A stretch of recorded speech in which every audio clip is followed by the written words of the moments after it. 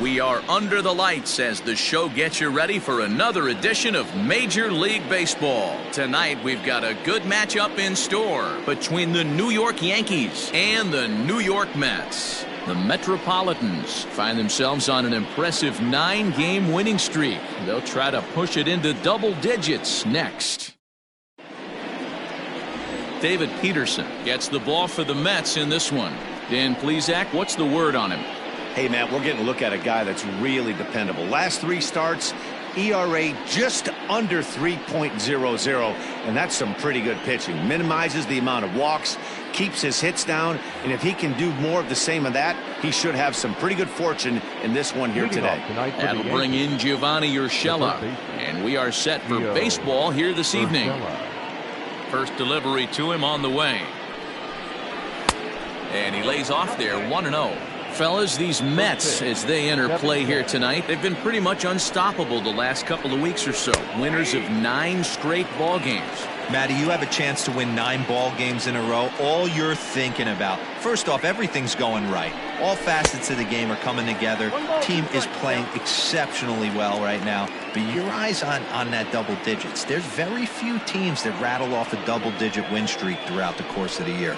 They have that opportunity today. Oh, and a nice changeup that time gets him to swing right through it as the leadoff man is down on strikes to open up the ball game. That's a pretty impressive pitch from a young arm like that. If you could spot your pitches there in advantage counts like 1 and 2, you're going to have a lot of strikeouts and soft contact. And that'll bring up Miguel Andujar. As it's grounded sharply to first.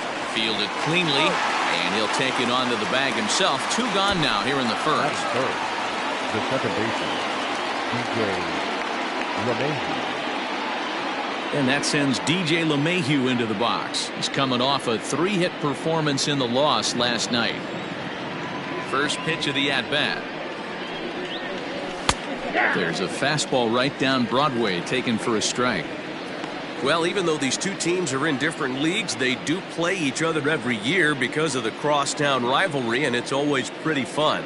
Yeah, and for the players, Matt, they love it. Not only is there more on the line than usual, like bragging rights, but they're not having to stay at hotels and all that. It's just like a normal home game where they're driving to a different ballpark. And there are the umpires assigned to this one. Balls and strikes belong to Mr. Jerry Hillsdale.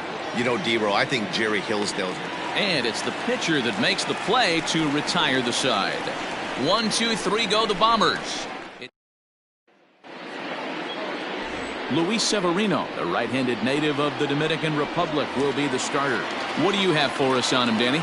Well, Matt, you hate to go into game thinking that you're going to have to get the bullpen involved, but you may have to with this guy on the mound. He's not known for going very deep in the games. Very rarely does he go 6 innings or more, so this very well could be one of those Johnny Holstaff days. Changeup, a little bit inside, 1-0. And as the Yankees get started here tonight, guys, despite the loss last time out, they'd won 4 in a row, so they've been on a nice little roll here. Yeah, guys, yesterday's loss was a tough one. A 1-run loss. Hopefully they were able to just acclimate themselves to the city, get a chance to hit the streets, maybe regroup a little bit, and show up today ready to go. Outside, 2-1.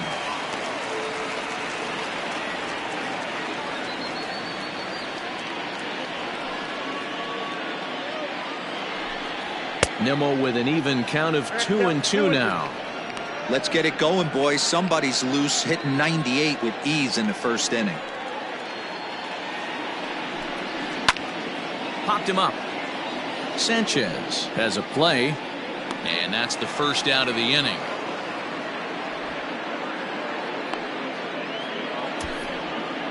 Batting second, the second baseman. Here comes the second baseman, Robinson Cano. A couple of hits for him in 4 trips to the plate last night. Tried to check it, and it's 0-1. 1 out, nobody on.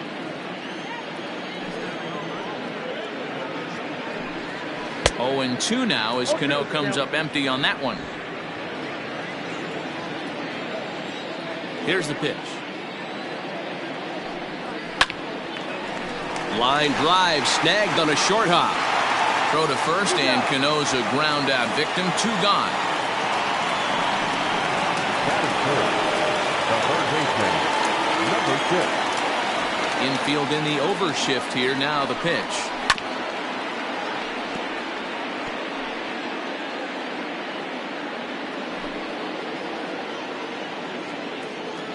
Into the windup. Here comes the 0-1. Off the plate, ball 1. That's not an easy pitch to do anything with, right? 96 miles an hour in on the hands. You almost have to be looking for that pitch to be able to do anything with that. 2-1 to count. 2 out, nobody on.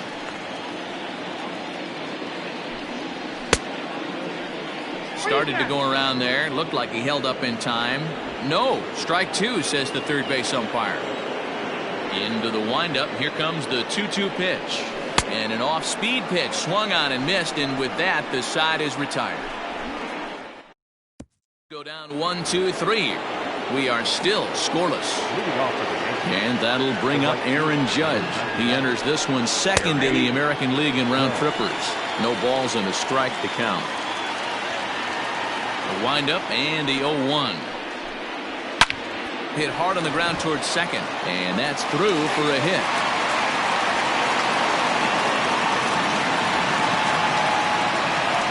That is it. The left fielder, Giancarlo. And digging into the batter's box next will be Giancarlo Stanton. Strike 1 to start the at-bat. He'll come in here at 263. 32 home runs and 82 runs batted in. Marisnick on the move. And he tracks it down. Nice play for the first out. And he will scurry back to first as he'll think twice about trying to move up. Batting fifth, the shortstop. Digging in now for the Yankees, Torres. First offering on its way.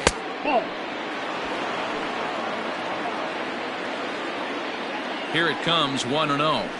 That's ball 2. Clearly working the bottom of the zone, trying to get a ground ball for a double play. And this will be fouled away. No score here as we play inning number 2. Sent foul again, and after being way ahead, now it's even at 2-2.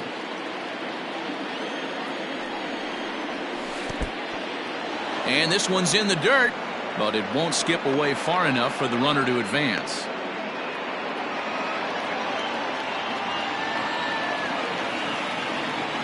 Here's the payoff pitch. And this is on the ground for Lowry and could be 2. To second, there's Cano.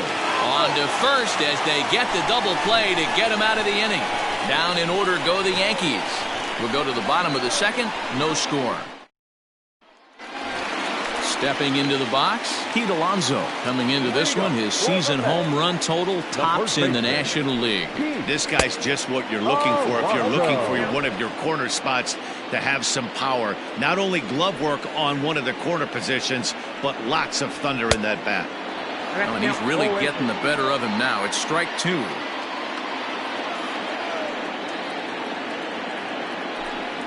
Swing and a miss on the fastball, and that's the first out.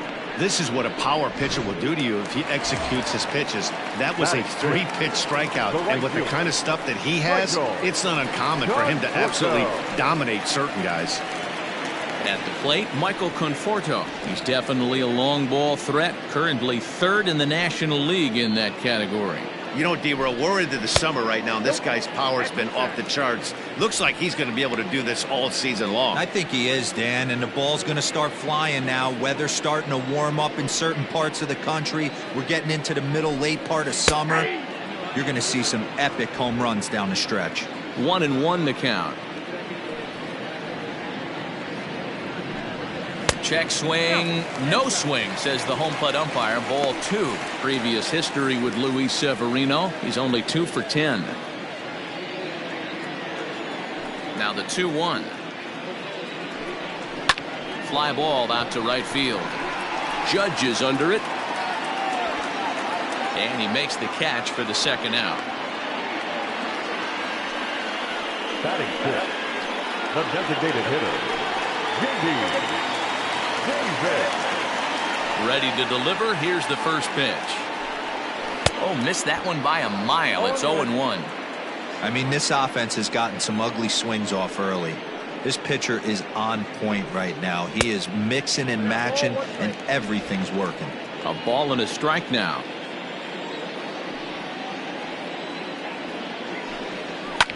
Fouled off. Bottom of the second here with no score. Slider whiffed on for strike 3. A great pitch to put it. Stepping up now, Luke Voigt, as he'll get his first opportunity in this one. And he gets ahead here with the fastball, strike 1.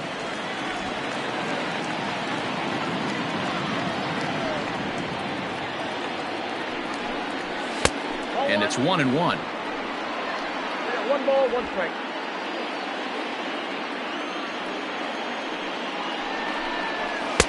One and 2 now as this catches the outer half.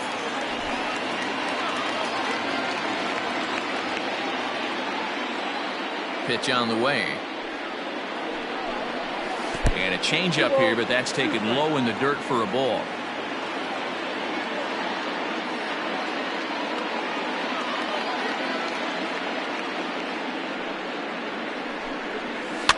Had to sit back on the changeup, and he did a good job to get the bat on that one.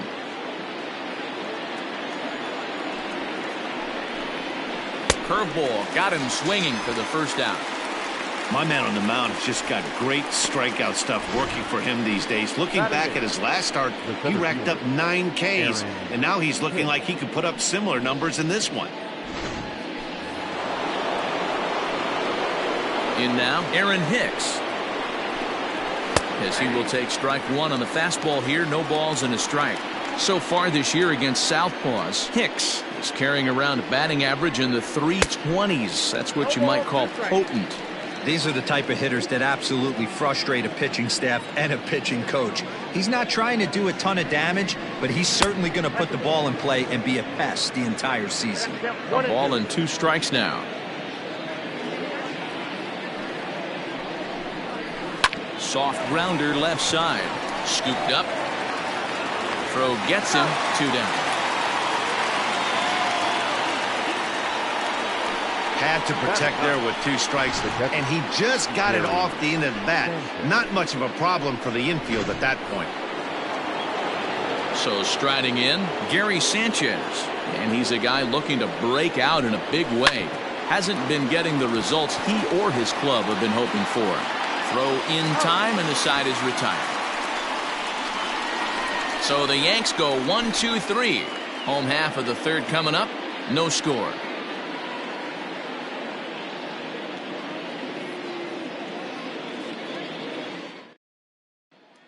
At the plate, Zach Collins, 7, 8, and 9 to start the home third. Not much going on offensively so far for these guys. 6 up, 6 down. We'll see if the bottom part of the lineup can get something going. Well, the home crowd seems a little restless, so I'm sure they'd appreciate it. The windup and the 0-1. At the ball. He obviously wanted that call in the corner, but if he continues to put the ball right there, he's going to get that call, and he's going to keep pitching as well as he is. Fouled away.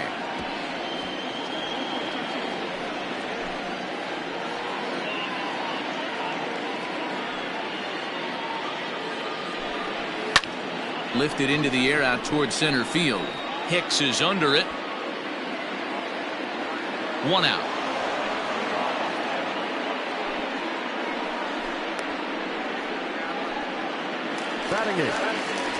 Here's Jake Marisnick. And as you check out his righty-lefty splits, no surprise that he hits better against southpaws than he does against right-handers.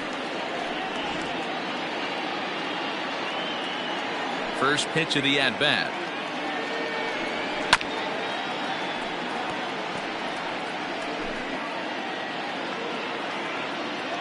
Here's the 0-1. And he fouls this one off. Bottom of inning number 3, 0-0 our score. Oh, and this is swung on and missed. 4 strikeouts already, and that's out number 2. You hear that phrase, climb the ladder, all the time, and that's pretty much what he did right there. When you change the hitter's eye level with each pitch in that at-bat, it becomes very hard for him to adjust and put the bat on the ball. He made that strikeout look real easy. Here's Jed Lowry now, and it's fouled away. Into the windup, here comes the 0-1. Pulls this one into the air out into right field. Judge is under it. And that's the third out. Down in order go the Mets. We'll head to the fourth, still scoreless.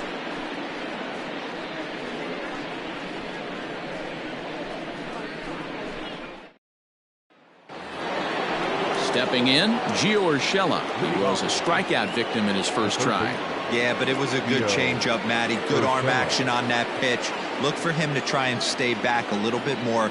Let the ball get a little deeper. Don't be shocked if this pitcher tries to rush a heater right here. Ready with the first pitch. Here it comes. Off the plate and away there. 1 ball, no strikes.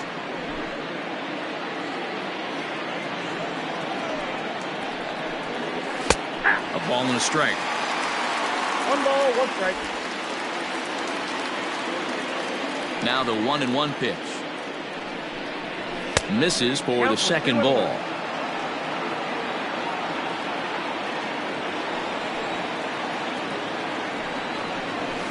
And he lays off again, ball 3.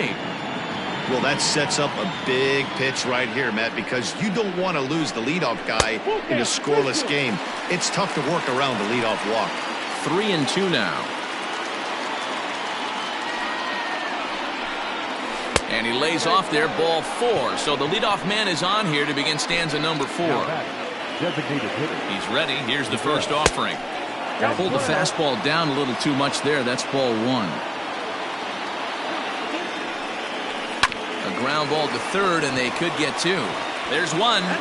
On to first, and it's a double play. The second they've hit into in these first 4 innings. And there are 2 away now. Here's the second baseman, DJ LeMahieu. No one on base for him after the double play. Yeah, Matt, that 2-ball really changed the complexion of this inning. It looked like the middle of the order was going to have a chance to get a big hit with some ducks on the pond, but now they just have to try and get a 2-out rally started. Here's one that misses high. It's 1-1.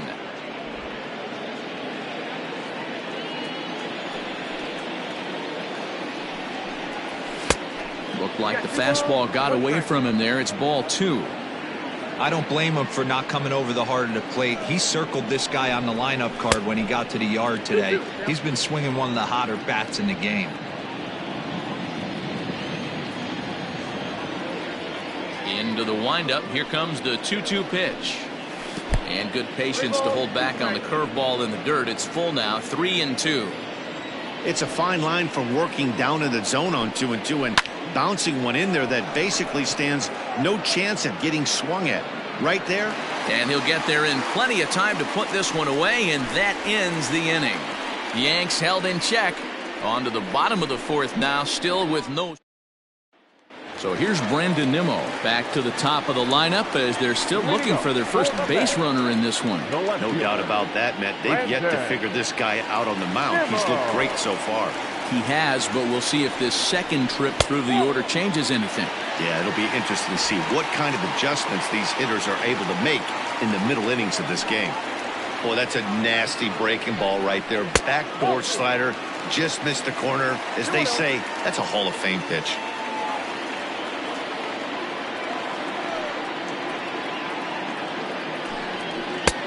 Maybe a little jumpy there as he swings through the fastball.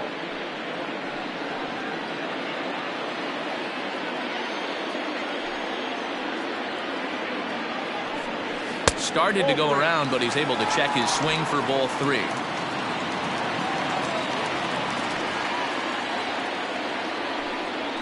He likely had ball 4 that time, but couldn't hold back on the swing, so that moves the count to 3-2 now. Now the payoff pitch home is a wave and a miss. He struck him out. Wow, this guy's mowing right through this lineup right now, but that's what happens when you don't get a chance to see a pitcher very often. That's one of the things that are helpful when you're pitching in interleague games. It's always a good advantage for the pitcher because the hitters don't get to see that guy very often. So Robinson Cano will grab a bat next. Line to the right side. Throw to first, and Cano's a ground out victim. 2 gone. Oh, man, you can't hit a ball any harder than that. I mean, this ball gets on him in a heartbeat. Nice job to stay with it, though, and then make the out at first. Started to go down after it, and he couldn't hold back. It's strike 1.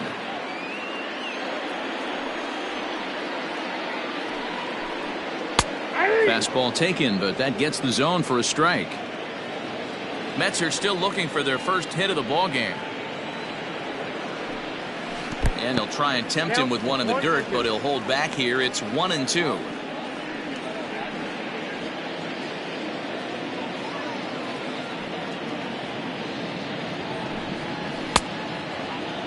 Checked his swing there, and did he go?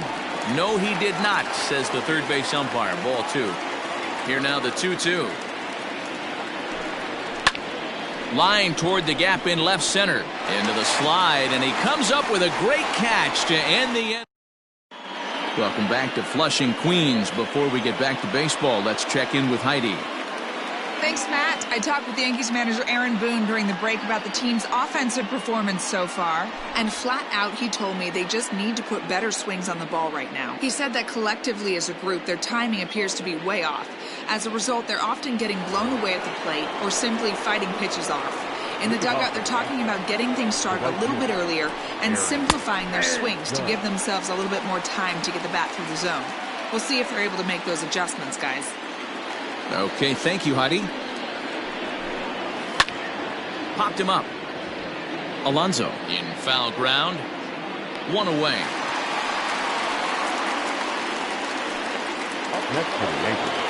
Settling in now, Giancarlo Stanton. Flied out in his first at-bat, so make him 0 for 1 so far. Almost, Matty. Almost went deep his last AB. Certainly just missed it.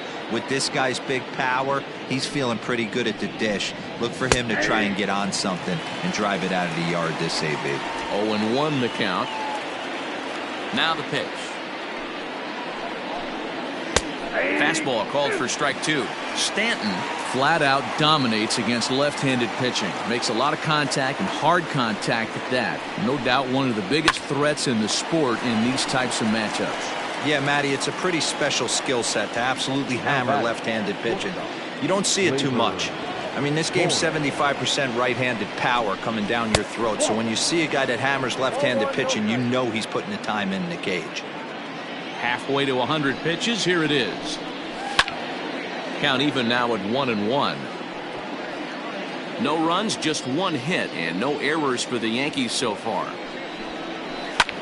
Hit the other way out toward right field. Right fielder is on the run. He tracks it down, and that will end the inning. 1, 2, 3 go the Bombers. Halfway home, still no score.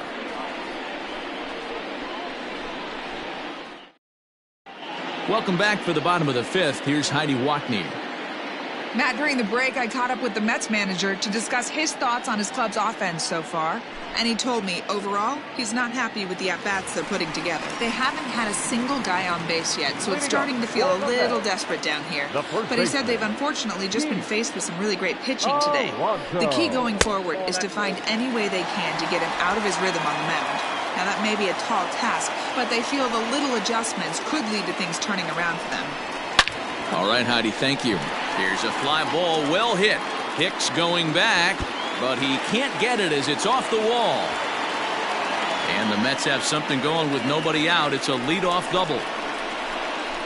Hey, D-Roll, it's about time they finally break through. We're into the 5th inning, and that's just their first hit of this game. Yeah, Danny, it's been a pitcher's delight out there, but I'm an offensive guy. I want to see some balls moved into the gap. First knock, hopefully this is the start of many. So striding forward now, Michael Conforto comes into this at-bat 0 for 1 in the ballgame. Smoked on the ground up the middle, and that's through into center field. Base hit. Long throw to the plate. Oh, but it's offline, so the run will score. Boy, it's been tough to score in this one so far through the fifth inning, but that RBI base hit right there is a nice breakthrough. Yeah, it's been a great pitcher's duel up until this point. They've been executing on the bump without question, but that RBI knock right there might set the tone for the later innings.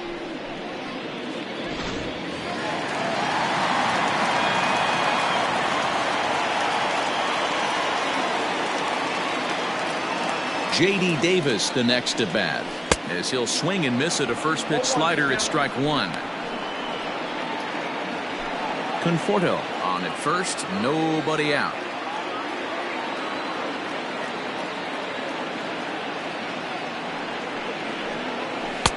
Oh, and he's really getting the better of him now. It's strike two.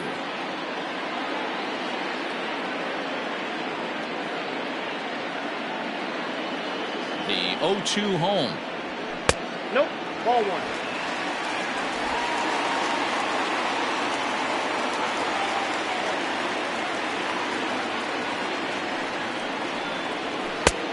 I got to count 2-2. He started this guy backwards, couple of off-speed pitches early, followed by back-to-back heaters. He can go either way he wants to go right now. The 2-2. Freezes him. A strikeout looking. You know, I'm not quite sure how that strikeout will be scored, looking or swinging. He tried to check his swing, but I'm pretty sure the home plate umpire was ringing him up regardless. From the stretch. And that's in there for strike one. 1 run, 2 hits, and no errors on the Mets line score so far.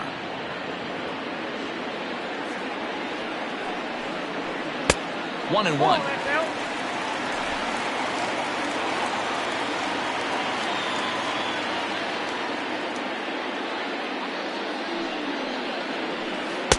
Changeup gets him out in front for strike two.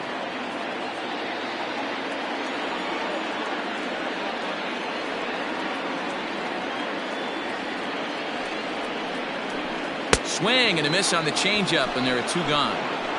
That swing tells me he was really trying to get a pitch out front and rip it down the line, but that wasn't a great pitch to do it on. It's really not the best 2-strike approach either.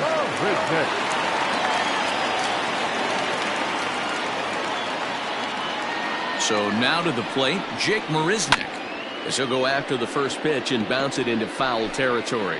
0 for 1 for him here in this one.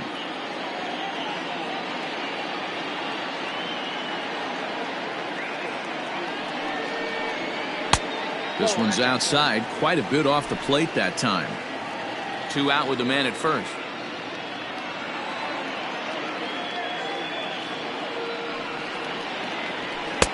One and 2 now, as that's in there at the knees.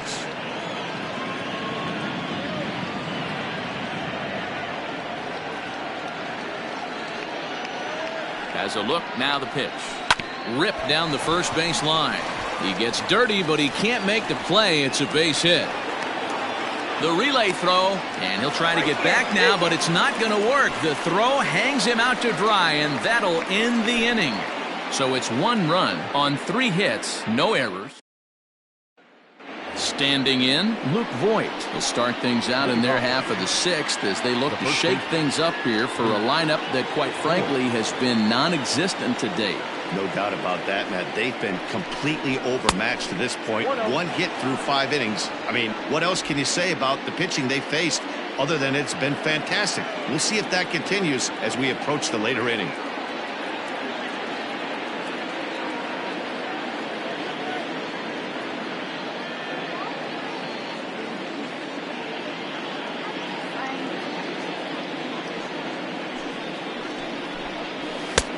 Lays off again, and it's 2-0.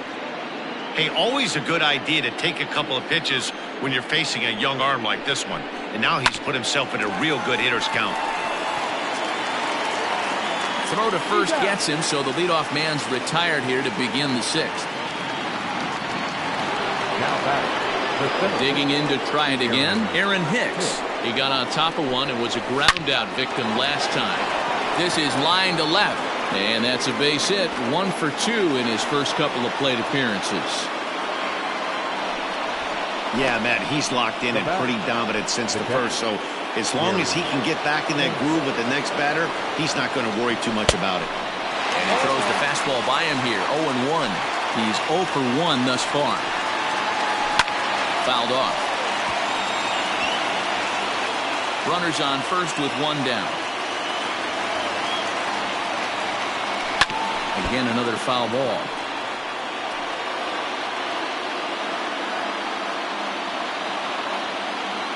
The next 0-2. That misses. 1-2. Hey, he threw that pitch with a purpose to get a double play.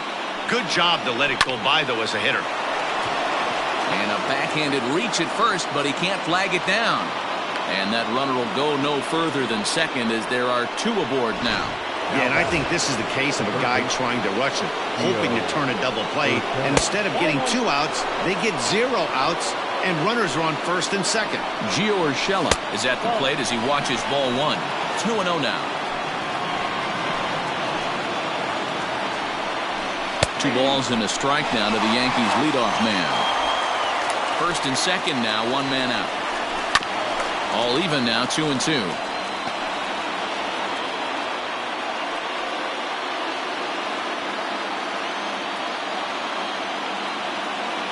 From the stretch. In the dirt here. Good job to corral this quickly as the runners hold on.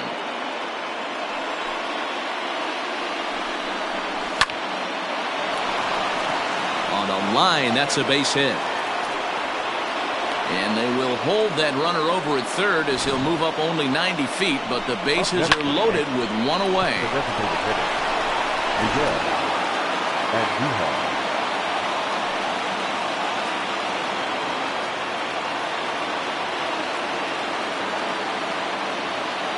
Here's Miguel Andujar now, and it's grounded just foul down the line. 0 for 2 from him so far in this one. Ready with the 0-1. Another one fouled off, and he's quickly behind 0-2.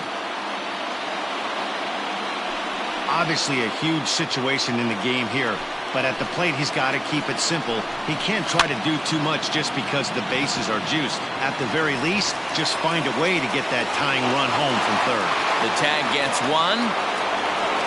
So stepping in, DJ LeMahieu, as he's got a chance to tie this ball game up with that equalizing run just 90 feet away at third.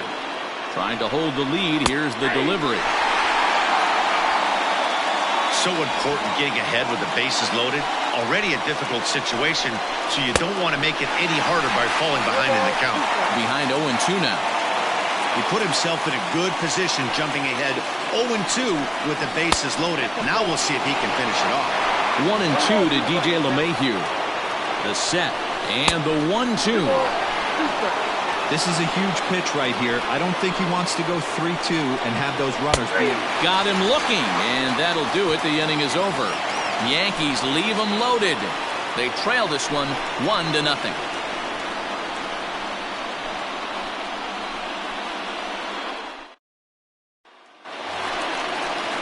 Ready to go for the last half of the inning, and that'll bring up the switch-hitting shortstop, Jed Lowry.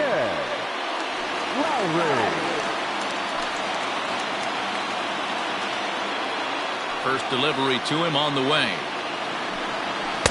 Here's a cold strike about thigh high, 0-1. One of the biggest factors on how long you're going to go to start is how many first pitch strikes you throw. 80% usually means he pulls this one high and deep to right center field. Gone!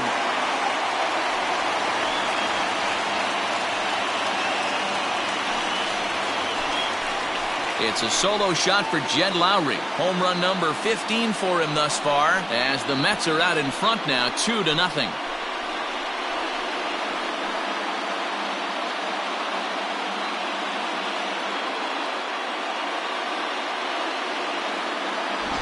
Hey, listen, there's an old adage in baseball that solo home runs won't kill you. This is one of the top hitters in that lineup. So a home run, a solo home run right here, it's not the end of the world.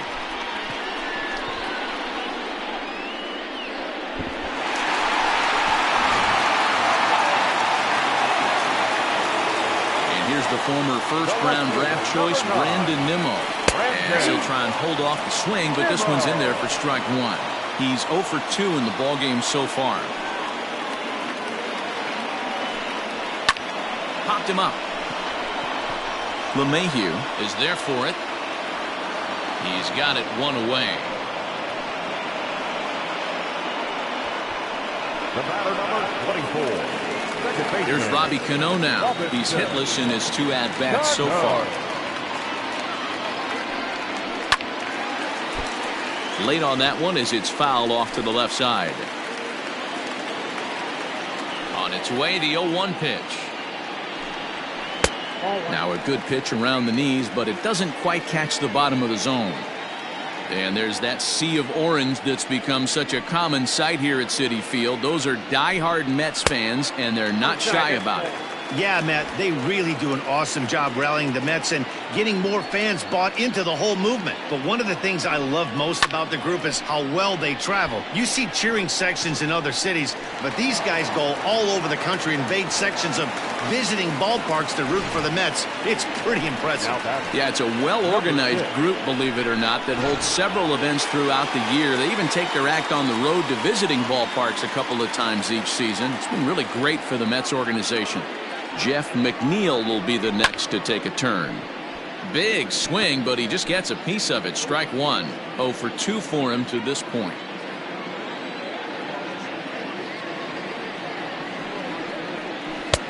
Here's a breaking ball, but it's laid off and doesn't find the zone. That one looked like it could easily have gone the other way. There's a big difference between 0-2 and 1-1. But now this next pitch probably becomes the biggest of the at-bat. And that finds the outfield grass for a base hit. And they'll have runners at second and third following the 1-out double. Their own pitcher is absolutely dealing right now, so this is a big moment in this game. If his teammates can pick him up and drive him in now, that might be all they need to get the W here. Here comes the Yankee skipper on his way to the mound. And he's looking to the bullpen here, so it would appear that's all for his starter tonight. Number 43. So he'll depart after 5 1/3 innings of work and with no shot to win the decision. So here's Pete Alonso as the first pitch to him is taken low and away for ball 1.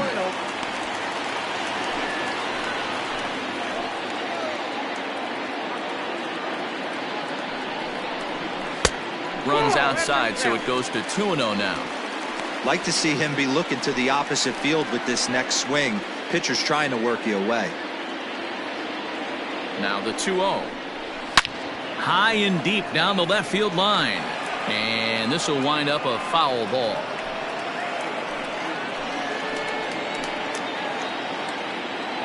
The 2-1. Now a curveball knocked down at home plate. So he'll keep those runners where they are, but the count moves to 3-1.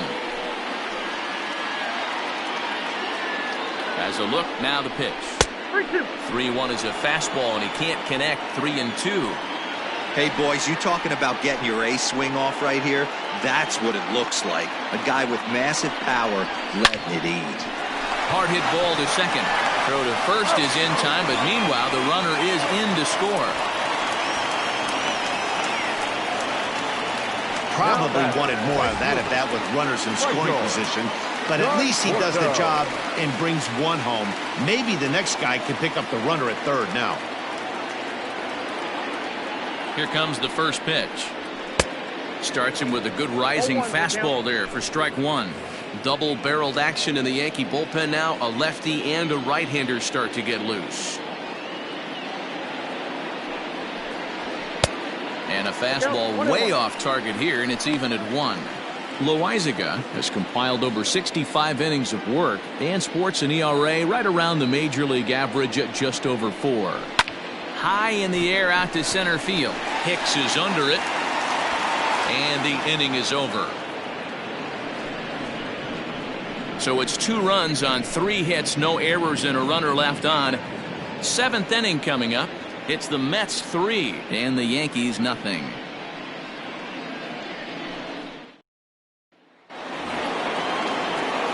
Seventh inning ready to roll, and that'll bring up the former American League Rookie of the Year, Big Aaron Judge. Starting to run out of time. They haven't been able to score any runs as we're moving late into this one. A perfect time for this leadoff guy to try to get on base and ignite a rally.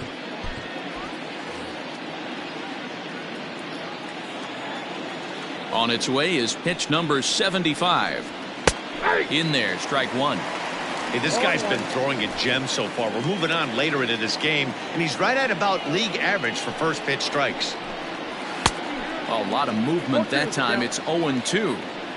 There's another pitch for a strike, and this guy's really attacking hitters well tonight, being aggressive early on, and if he continues to throw strikes like he is, he's going to have a pretty good night. Swung on in the dirt for the third strike.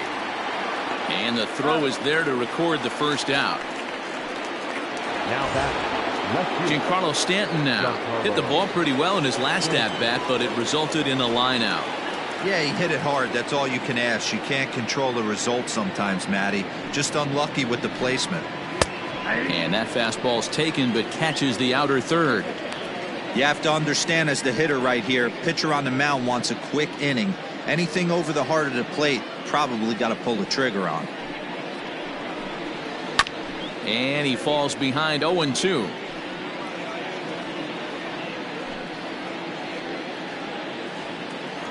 Nothing in 2 count, and the pitch. And a big rip at the curveball, but he didn't get it, and he becomes the second casualty of the inning. I'll tell you, it's hard to get more of a confidence boost than striking out the best hitters in the lineup back to back to back. He's looking really sharp right now. And that'll bring up Gleyber Torres. He swings and grounds it to short. And Lowry won't be able to track it down. This gets through, a base hit. Boy, Dero, it's about time they got something brewing here. First pitch single, and maybe now they can start to get some traffic on the bases. Yeah, absolutely, Dan. Ambush tactics, not always the play. You want to drive that pitch count up and get into that bullpen, but sometimes, desperate times, call for desperate measures. Barely able to make contact. Down 0-2 now. A runner on first with 2 away. And this one's in the dirt. Good job there as the count goes to 1-2.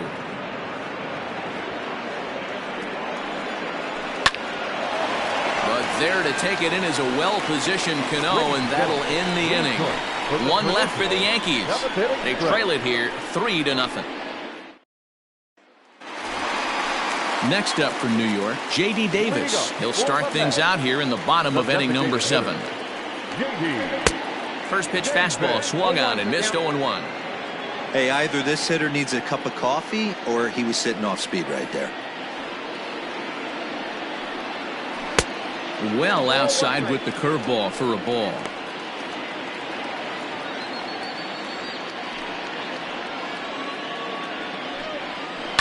Tried to crush that ball, and now perhaps needs to shorten up with 2 strikes.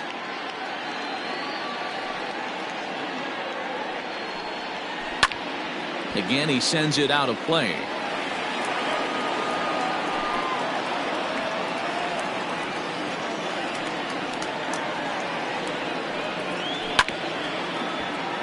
Another one sent foul. Again, a 1-2. That's ball 2. So you'd love for him to offer at that one, but the execution was flawless. Nice curveball that starts in the zone and breaks just out. Just a great take by the batter. Ball 3. 3-2 now. These are the kind of ABs, regardless of the outcome, you go back to the dugout as the offensive player, and your teammates are loving on you for making that pitcher work and battling it out. Judge is there, and he makes the catch for the out. Now batting, catcher. Ready once again, Zach Collins. 0 for 2 on his line thus far. And looks like he got the call there on the pitch inside. It's 0-1.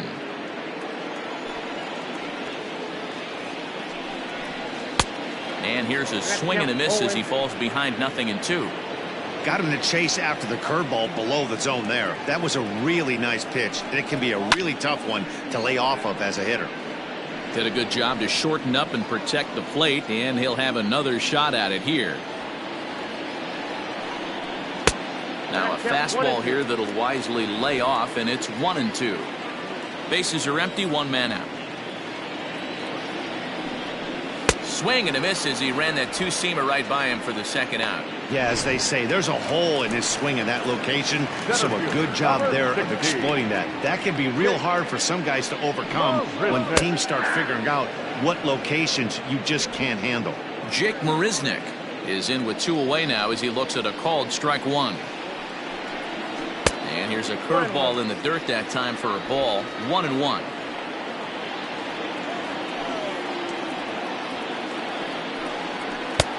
Looked like the fastball got away from him there. It's ball 2. Now the 2-1 pitch.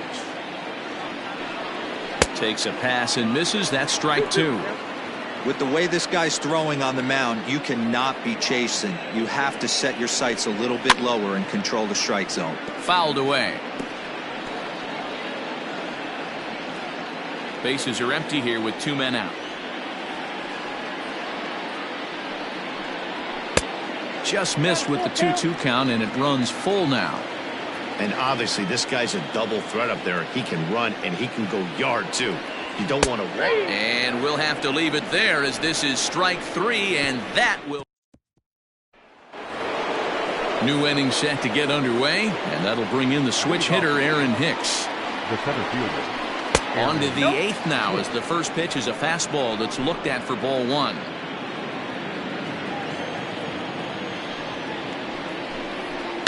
That evens it up 1-1.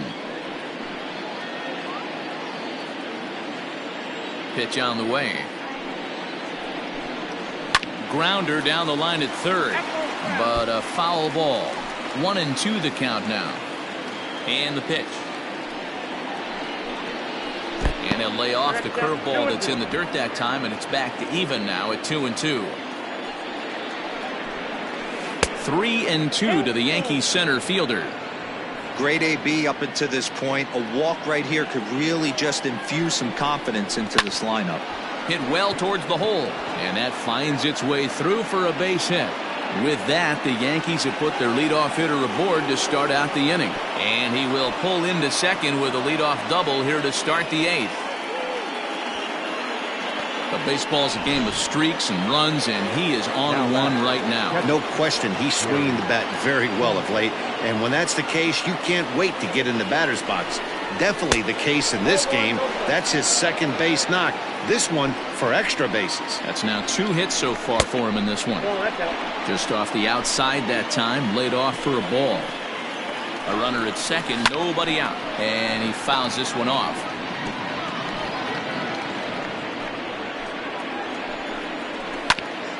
Drilled right back up the middle, and that's through into center field. Base hit, and not in time as the run scores, and he gets in there standing. He's got himself a double. Sometimes you got to tip your cap. The pitcher spotted his pitch down in the zone right there below the knee. The offensive player was all over. Jason Shreve is on to pitcher in the 8th with nobody out. Number 47. Standing in now, Gio Urshela, as he will look at a first pitch fastball for ball 1. Shreve is adjusting to the new normal as MLB now mandates that relievers reach the end of an inning or face 3 or more batters before being replaced. And for a one-time lefty specialist like this, that's a big change. And it's 2 balls and 2 strikes now. Both teams with 6 hits so far. Good eye to lay off the slider there, and he works it to full 3-2 here. When you're playing close games like this, base runners mean everything, so he can ill afford to start giving away free passes. Throw by Lowry, and there's the first out. Now batting. As a look, now the pitch. First pitch fastball in there for a called strike. That's the exact spot to lean on as a reliever. As a hitter, you just have to tip your cap and look for the next one. Working for the punch out and the offering. Runner at second here with 1 man out. Hit sharply on the ground. And that's the second out. And that was a no doubles defense in action right there, and it paid off big time. That ball was scorched, but the third baseman was guarding the line more than usual to prevent an extra base hit, and it ended up being pretty much right at him. That's good stuff. Here it comes on 1-1. Nearly got the inside, but ruled the ball. 2 out here and a runner at second. And this is pop foul, but perhaps playable behind first. And no one can get there. He'll try it again. And another foul ball.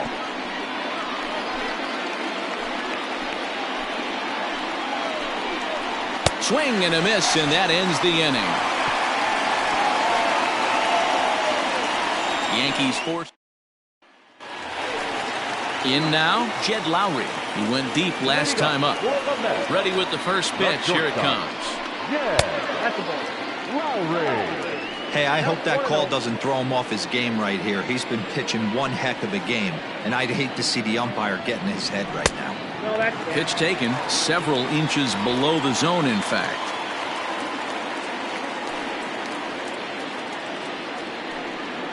Three and 0 now. And just when you needed a shutdown inning, a leadoff walk was certainly not on the agenda.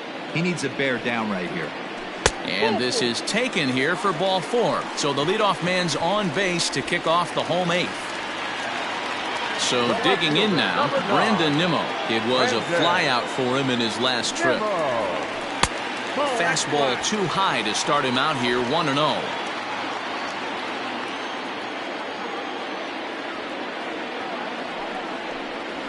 One and 1 to the Mets leadoff hitter.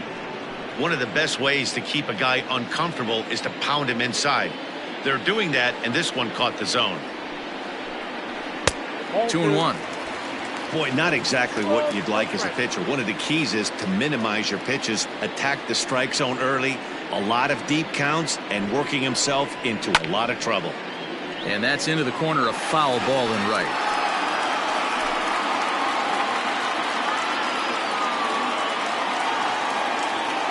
Here now the 2-2. Hit on the ground to third. Right to him. LeMahieu for 1. To Voit in time for the double play. Nice job on the mound to bounce back from the leadoff walk. Those are usually pretty costly, but that won't be the case this time after the 2-ball. There's the fastball that gets the lower part of the zone, called for a strike.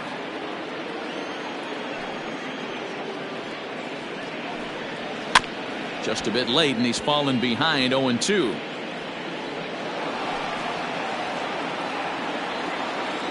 Nothing in 2 count, and the pitch. 1 ball, 2 strikes. He didn't look overly fooled right there because a lot of pitchers will go to the breaking stuff 0-2, but he certainly looked ready for a breaker on that pitch. Low with the fastball that time. 2 balls and 2 strikes. Regardless of the result right here, to be down 0-2 and work it back to a swing and a miss. That retires the side, and that will do it. Nothing doing for the Metropolitans as the lead remains 3-1.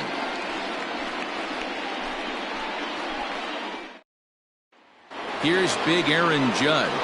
Due up are the 4, 5, and 6 hitters, and they're hoping that this is the part of the lineup that can get something going. Yeah, only 1 run on the board so far for them. They just haven't had consistently good at-bats.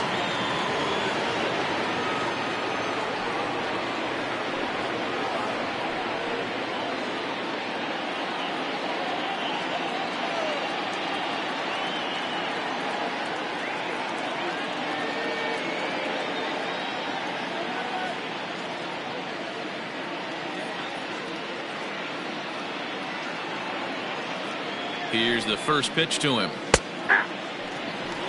Hey, great job pounding the zone. Strike 1. When you got a great hitter in the box, got to get ahead. Count leverage is a must. Taken there by Lowry. On to first, and that is a big out to start the 9th. Next for the Yankees, the left fielder. Into the box now, Giancarlo Stanton, as he looks at a fastball that's in there for strike 1. He could really use a knock here. 0 for 3 in the game so far.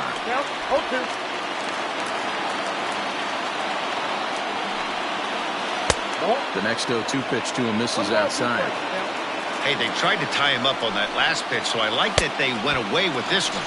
The execution didn't work, but I like the idea behind it. Got him swinging on the fastball there. Giancarlo Stanton goes down for out number 2 in the top half.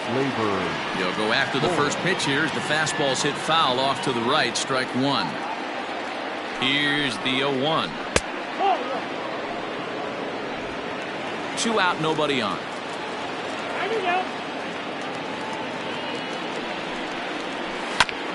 1-2 now as that one's fouled off. A sold-out crowd of 41,800 get to their feet now in Flushing. Swing and a miss. He struck him out, and that'll do it here as the ball game is over. Man, I don't care who you roll out there against these guys. That's 10 wins in a row for them, so they feel like they can beat anybody in the league right now, and they're making it look awfully easy, too. Tonight's ball game comes to a close, 3-1 the final. New York used a nice 5th inning to take the lead, and they never gave it back. David Peterson hangs win number 11 on his line. Chasen Shreve works 2 full innings in relief to record the save, his first of the year. So that just about does it for Mark DeRosa, Dan Plesac, Heidi Watney, and our entire...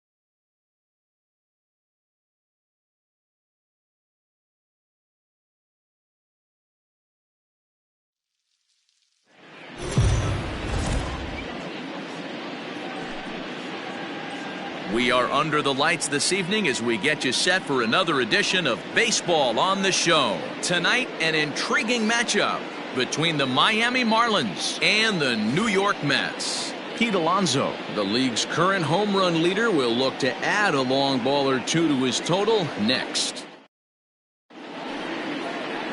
Rick Porcello is ready to go as he'll be on the mound for the Mets. What do you have for us on him, Danny? Hey, Matt, we're getting a chance to look at a guy that's been pretty good his last 3 starts. A whip under 1.20, so he minimizes the amount of base runners. He's a tough customer. It'll be fun to watch him to see if he's on point early in this one here today. Standing in, Jonathan Villar. He'll get us started in this one under the lights. Ready with the first pitch. Here it comes. First of 4 here to start the weekend as the game's first pitch is taken, and it's strike 1. Fellas, these Mets, as they enter play here tonight, all you can really say is they've been on one heck of a run. Matty, this is the best team in baseball right now. I mean, just a double-digit winning streak that, I mean, maybe happens to 2 or 3 teams a year. You get this hot. This team is rocking in all facets right now, and they're a fun watch. And he'll get there as he kicks off the ball game with a triple. Talk about auspicious beginnings. That's the way to start an inning, folks. Drives it into the gap at right center, and you see when it rolls to the wall, he puts it into another gear and legs out a triple. There are a lot of ways to score from third with no outs. Yeah, the rain's starting to intensify here. It's coming down a little heavier now. We'll see how much longer the umpires can wait. Well, you could say that again, Matt. It's raining cats and dogs out there. Make sure you don't step in a poodle. I think it's time to get the grounds crew out. Oh, but it's offline, so the run will score. That is third. Into the box now, Corey Dickerson. He'll get to take his first cuts here. In there for strike one. And set up behind the dish is Clyde Washington, as you see the rest of our umpiring crew there. Yeah, Matty, Clyde's my type of umpire. I didn't mind the low strike zone, and that's exactly what he has. If you're not going to give him above the belt, I'm okay with it. D-Row, you know, one of the things I guess with Clyde is he is a real good low strike umpire. Pitchers seem to like him more than hitters, but one thing I will say, he has a very consistent zone. It's a low zone, but a consistent zone. He froze him on the fastball there. Corey Dickerson goes down for the first out of the game.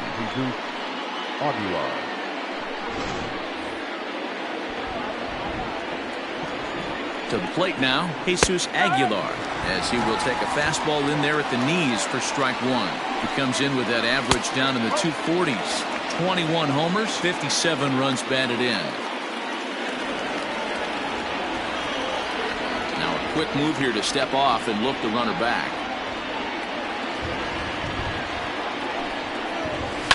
1-2 now as that one's fouled off.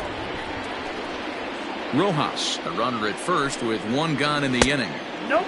And a slider runs away from him there, and the count levels at 2-2. Got him swinging. Chased it well out of the zone, and there are two gone. And that'll bring in Garrett Cooper. He takes his first cuts in this one with a man at first and two away. No balls and a strike to count. He's set. Here's the 0-1. Boy, this is one of those ABs you like to hit the rewind button on. Put himself in a tough spot now, hitting with two strikes. Hit the other way out toward right field. Conforto will reach out with one hand to make the catch on the move, and that ends the inning. A run, a hit, and a man left. On now to the bottom of inning number one. It's the Marlins 1, the Mets coming to bat. You're watching Major League Baseball on the show. Elieser Hernandez is ready to go as he'll be on the mound for the Marlins. Dan Plesac, what's the word on him? Hey, it's hard to have all four of your pitches on, but I think if this guy can have 2 or 3 of his 4 pitches and have command of them, he's going to have a really good game. Into the box, number 2. He'll lead things off here in the bottom half of the first.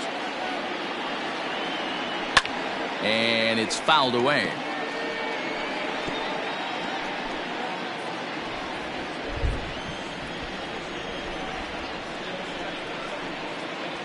One and one to the Mets leadoff hitter. Guys, this Marlins ball club, as they begin play here tonight, they've been playing some pretty good baseball of late as they've won 6 of their last 8 games. Yeah, Matty, this team has been playing really well right now, and this is case in point. Chance to jump out again to another 1-0 lead. They've really been doing that. They've been on attack, early offensive, almost ambush-like approaches to their at-bats, and it's working for them. Fastball called, strike 3, and there's the first out of the inning.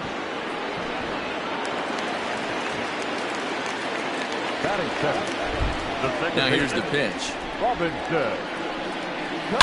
There's a swing and a high deep drive headed for the right field corner, and that's going to wind up hooking just a bit foul, so a missed opportunity there. 0-2 now as Cano comes up empty on that one.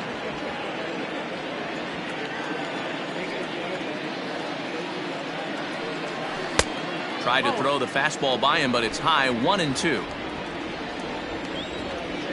Looking for back-to-back Ks to start the game. Hit on the ground to short. Throw to first, and Cano's a ground-out victim. 2 gone. That is third. The third baseman, number 6. And now a pitch on the way. Check swing, but he held up in time. Ball 1.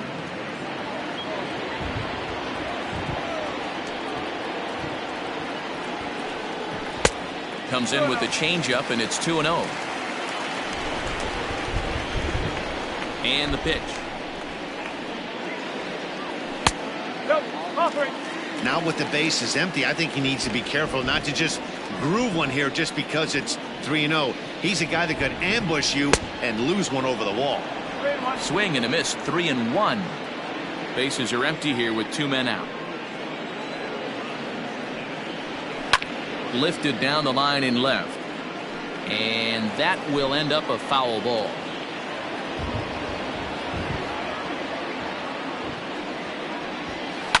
Now a ball lined toward the gap in left center. And he will get there to make the running play, and that will end the inning. Mets go down 1-2-3. They're down 1-0.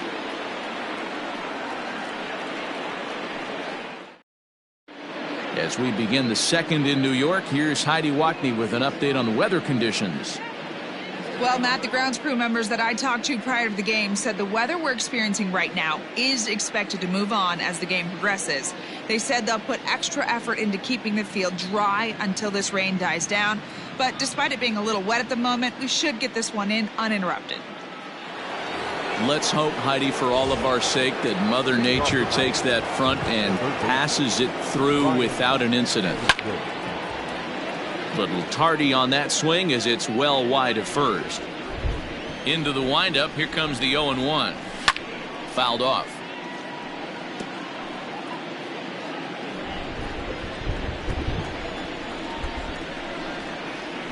And he'll try and tempt him with one in the dirt, but he'll hold back here. It's 1-2. Good pitch right there with the bases empty. Why not take a shot? The next 1-2 pitch. Slapped hard the opposite way. And that's into the gap and should be extra bases. And he is into second base with a leadoff double. Boy, after that base knock right there, D-Roll, he extends his hitting streak to 7 games. Yeah, and you can tell he's made some necessary adjustments at the plate. Anytime you're getting a knock every day of the week, you're doing things right. He's keeping that front shoulder tucked, staying inside the ball, not trying to do too much. No one out with a runner at second. Liner towards second. And that'll get by into center field for a base hit. And they'll put the brakes on at third. Runners at the corners with nobody out. Hey, this has the makings of being a pretty big inning, D-Roll. Leadoff double, now a base hit, and all of a sudden we're looking at first and third. Yeah, sometimes you wake up, you just get smacked in the mouth right here. He's going to have to start executing pitches. He cannot leave a ball over the heart of the plate right here. He's going to have damage on his hands. To 1-2 now.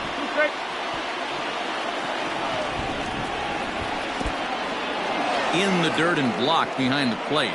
And it's not in time as he's in well ahead of the throw. So the lead runner holds on, but the trailer will take second.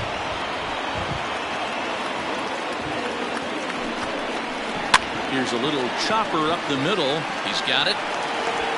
And indeed, he'll take only the out at first as the run comes in to score. Now to the plate, Isan Diaz. And as you can tell easily from the splits, he's really struggled away from their home ballpark. Strike one to start the at-bat. Good fastball down around the knees there, taken for a strike. Coming down in buckets. Cats and dogs, insert metaphor here, and the forecast is not showing any signs of relief. Total agreement, Matt, in particular that pitcher's mound. You know, one of the things you have to really be careful, not just for the position players, but that mound gets awfully slippery and awfully wet when it becomes moist like it is right now. So the umpires are going to have to really pay attention to the conditions on the field. The 1-2. Neither guy willing to give in, and the at-bat will continue. Making him sweat out there. The 7th pitch coming up. And another foul ball. Now a swing, and he gets him to pop it up. McNeil onto the grass. He tracks it down and makes the play to record the second out. Up next from Miami, Jonathan Villar. He scored after tripling in his first plate appearance. What's he got in store for us here? Now here's the signal from the dugout, so he'll take first here on the intentional walk, and that makes runners at the corners with 2 away. 1 ball, no strikes to count. Now a swing and a weak little line drive over to first. And no problem over there at first as he flags this one down to end.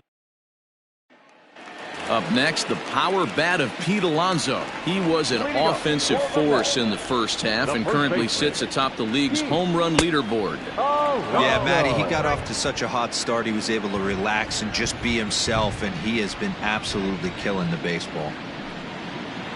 And a pitch in the dirt as he lays off. It's 1-1.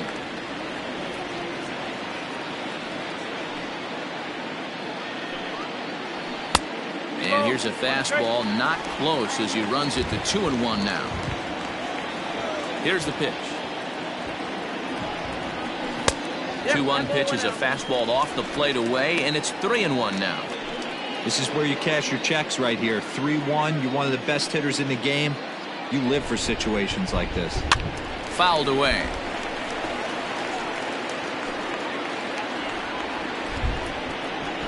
Three-two pitch.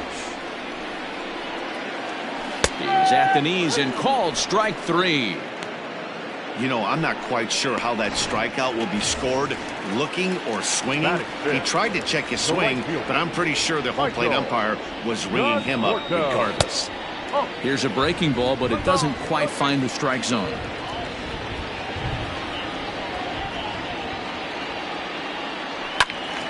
One ball, one strike to count. One out, nobody on.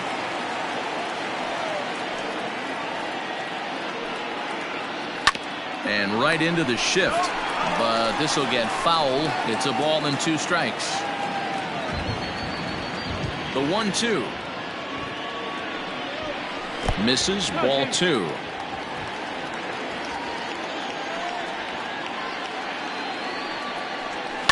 And he fouls this one off. Bases are empty, one man out.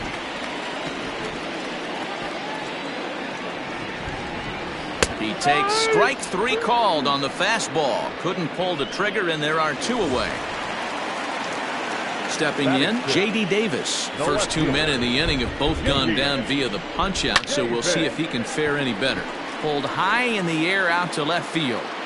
Dickerson will get there, and he puts it away to retire the... Welcome back to Citi Field, where these fans have witnessed a lot of good pitching from their Mets this season. And looking at the stats, it becomes pretty apparent they possess a lot of swing and miss stuff. Currently, they rank first in the league in strikeouts. And interestingly, they've also allowed the fewest home runs of any team in the league. As some of the pitchers told me, that combination is a reflection of the deception and movement they worked so hard to achieve. They said that talent only gets you so far, and a key to their success is the time and effort they put into studying film and perfecting their mechanics and pitch releases to get the most out of what they're offering up. Matt, back to you. All right, Heidi, thank you. Just inside, not by much. It's 2-2. Off-speed pitch in the dirt as he takes it for a ball. Jesus Aguilar waits on deck. Count remains full.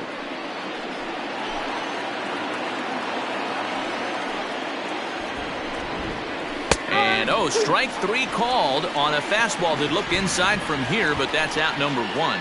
So one gone now as we give you a look at where these two teams find themselves entering play in the National League's Eastern Division race.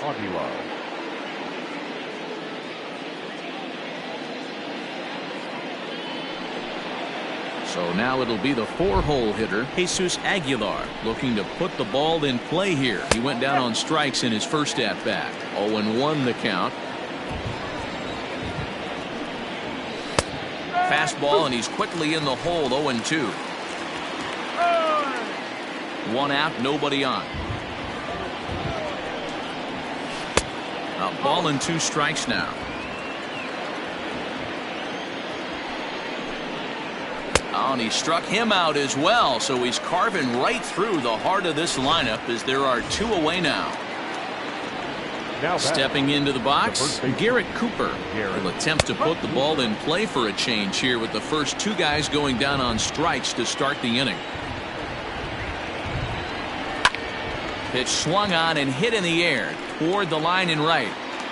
Long run, but he gets there to track this one down, and a very nicely recorded out number three. Now batting, Zach Collins, 7, 8, and 9 to start the home third. Not much going on offensively so far for these guys. 6 up, 6 down. We'll see if the bottom part of the lineup can get something going. Well, the home crowd seems a little restless, so I'm sure they'd appreciate it. And he misses with it, 1-1.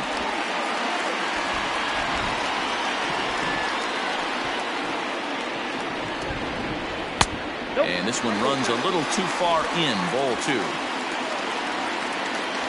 The 2-1 home. Is laid off of for ball number 3. You know, when you haven't gotten a guy on base yet in the entire game, a 3-ball count kind of feels like a little mini rally. Let's see if he can get on. And good patience exercised as he works out the walk to lead off the home half of the third. Here's Jake Marisnick, runner at first to start the inning. And Dan, when it comes to pitching in the rain, what changes? I think the most difficult part, Matt, is the ball gets slippery. It's hard to keep your hands. Swung on and hit deep to left center. This one has a chance. And he's going to make the catch on the warning track. A fine running play there for the first out.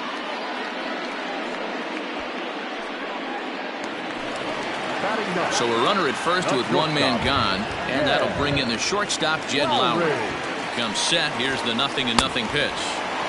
Way behind that pitch. It's 0-1. Well, he kind of tipped his hand right there. His approach is obviously sitting on the off speed because he was so late on that first pitch heater. Pitch is mishandled behind the plate and it bounces away. Good job keeping it close as the count goes to 1-1.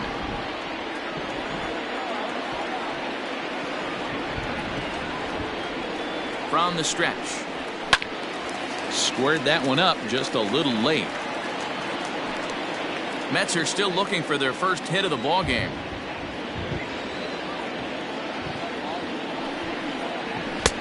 Just off the outside that time, laid off for a ball.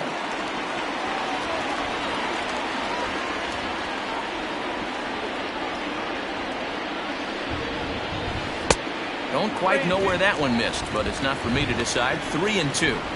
We could see the runner in motion here on a 3-2 count with 1 out. There's a pretty good chance he's going to get a pitch to swing at, and if not, it's ball 4 anyways. And he takes ball 4, so a good job out of the 9-hole in getting on base as we go back to the top of the order. Number 2. Next will be the designated hitter, number 2. 0 for 1 here in the early going. Now here's a slider that can't quite get back to the outside corner. It's ball 1. Perfect time for a mound visit right here. Just give him a breather, a chance to collect himself and get back to work. A good tailing fastball for a strike, 1-1. Hey, I don't mind that batter taking that strike right there. He's walked a couple people early in this game. Got to find out if he can find the zone. If he wants to walk them all in, we'll take it. The count now at 2-1. Runners are at first and second with 1 away.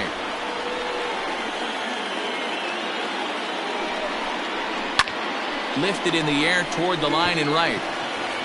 But this will land untouched.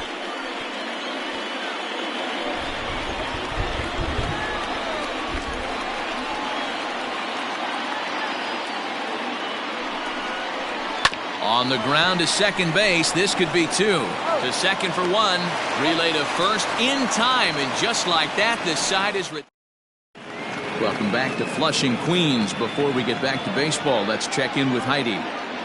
Matt, during the commercial break, I had a chance to catch up with manager Don Mattingly about the Marlins' offensive production.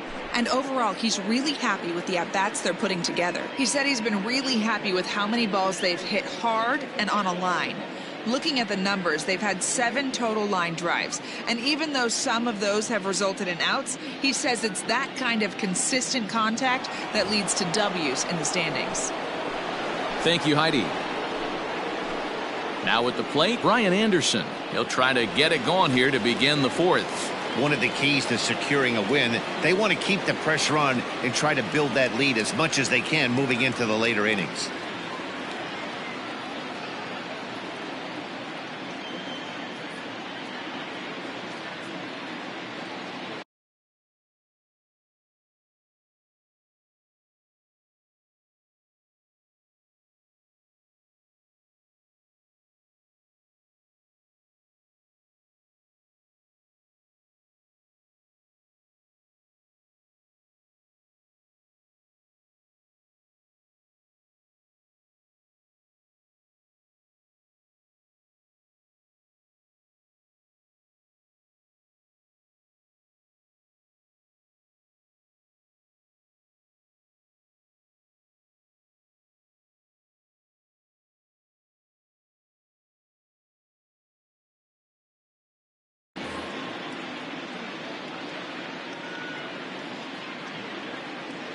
He's ready. Here's the first offering.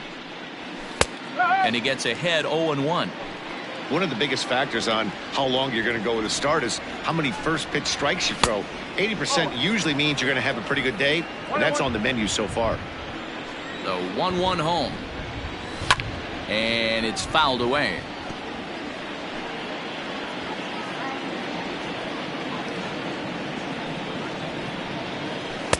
The 1-2 offering looked like a slider that time, but it's 2-2. Did a good job to shorten up and protect the plate, and he'll have another shot at it here. And this misses, so that'll fill the count at 3-2.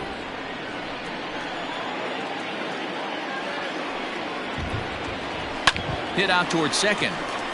There's Cano. Throw to first in time. One gone here in the fourth. And so after getting the ground ball with the fastball on that last pitch, that'll segue perfectly to our pitch speed comparison for these two starters. And both of these guys have shown a decent fastball. Each has touched 93 so far on the gun. And a fastball's in there for strike one. Ramirez is a guy that can really pick him up and put him down, if you will. He's a plus runner and really uses speed to his advantage in multiple ways on the field. Yeah, and it works for him. It works for him in a lot of ways, like you said, Matty. Hits the ball on the ground. He has the potential to beat it out. I can't tell you what this does for an infield or an outfield defense to be put on their toes and have to make plays against this guy.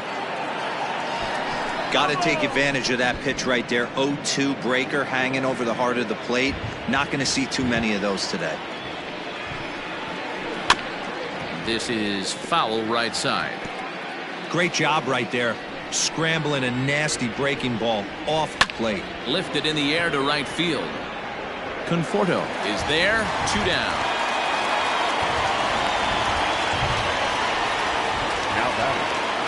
Digging in for his second at-bat, Jorge Alfaro. He got on top of one and was a ground-out victim last time. And he starts the number 8 hitter with a strike, 0-1. Alfaro has done the job, and the fans have rewarded him as he got to represent his league over the All-Star break. Anytime you can change the scoreboard with one swing at a bat, and this guy can certainly do that, the fans are going to act accordingly. Very deserved that the fans would vote him into the All-Star game. Out in front of it, strike one. Comes into this at-bat 0-for-1 in the ballgame. Grounded down the third baseline, but this will get foul for strike 2. Good job to spoil that one away, and he stays alive. Here comes another 0-2. Changes up on him, but that's in the dirt for a ball. Well, that's a smart miss there. Sometimes guys will chase it down there. Threw it right past him. A swing and a miss at the gas, and that ends the inning. Marlin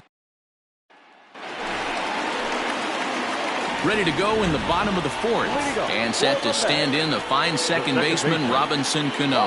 Hey, we're still in the early stages of this one. They're only down by a couple of runs, but it's really key for this leadoff guy to try to get on and get a big inning started. And he misses again to Cano. It's 2-0 now. It's a lot easier to hit when you're putting yourself in good hitters counts. This guy's done a great job not swinging at pitchers' pitches. And when he's getting the ball in his zone, he's getting the barrel to it. He's been hot lately. Into the windup. Here's the 2-1 pitch. That's lifted the other way out to left. Dickerson's there. He's got it one away.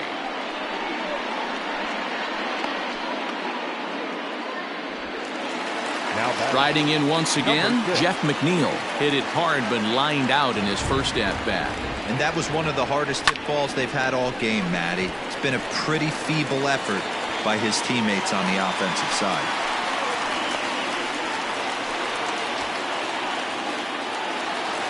Now back, first baseman, Pete Alonso. Here's Pete Alonso, as the first pitch to him is off the plate for a ball, 1-0. He's 0-for-1 thus far.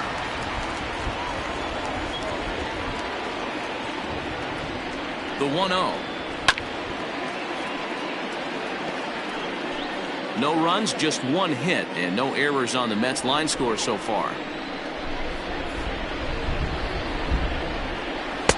half swing here on the pitch inside, but it's a full swing in the eyes of the home plate umpire. Strike two. Popped him up. Cooper is under it. 2 down.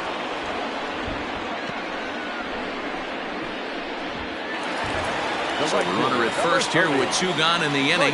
And up next, the left-handed hitting Michael Conforto. From the belt, the pitch. Oh, 1 ball, no strike.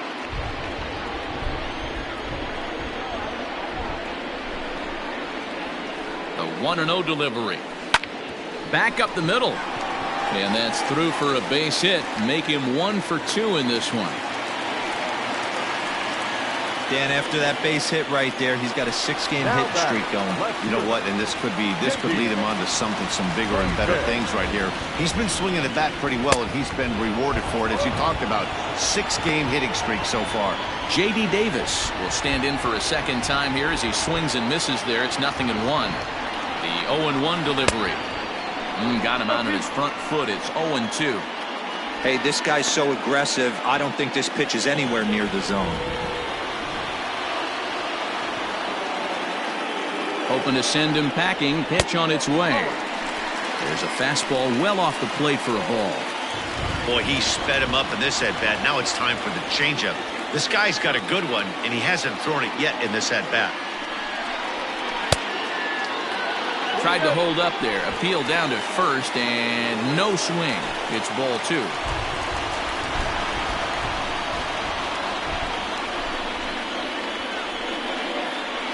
Slider whiffed on for strike 3. A great pitch to put an end. Stepping in and ready for another shot, Jonathan Villar. He was given a free pass via the intentional walk last time.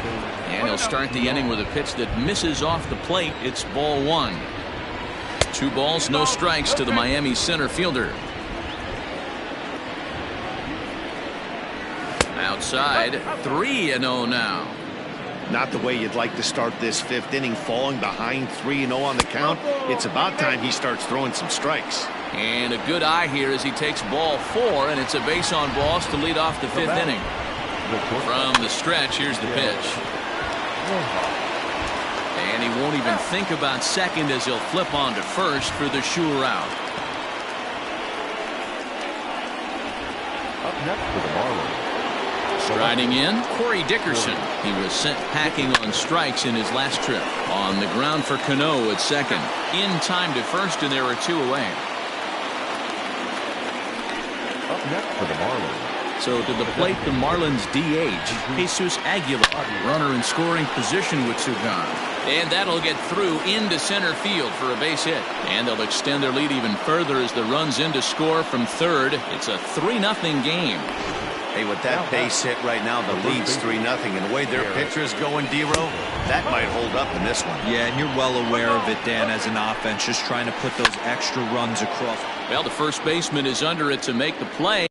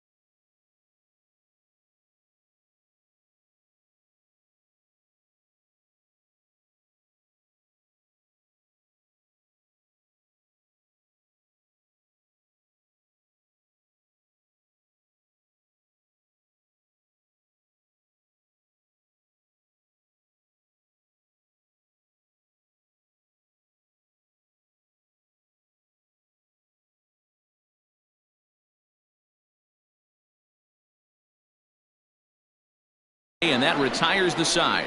Fair to say, oh my goodness, these folks are not headed for a career on Broadway. Back with more on a Thursday night following this. Welcome back for the bottom of the fifth. Here's Heidi Watney. Matt, during the break, I caught up with the Mets manager to discuss his thoughts on his club's offense so far, and he told me the quality of their swings needs to improve as the game moves forward. He said they're searching for ways to drive the ball with some authority because it's just not happening for them today. They haven't gotten an extra base hit yet, so it's been a real struggle getting guys into scoring position. But the key, he said, is not to panic. Sometimes you just have to fight through the downturns and keep your focus and energy high. All right, thanks, Heidi.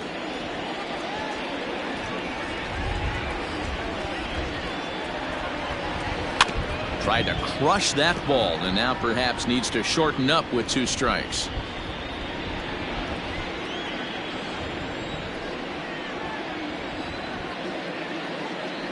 And he takes strike 3 called on the fastball. 1 gone. So the bases are empty with 1 man gone. And up next, the center fielder, Jake Marisnick. First pitch of the at-bat. Hit in the air down the right field line. And foul.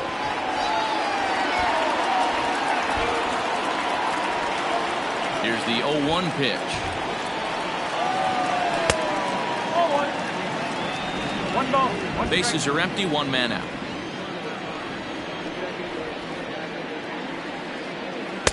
And he finds a way to catch the zone here. It's 1-2. Hey, it's a game of execution. If the pitcher stays right there, this lineup's going to continue to have a tough time.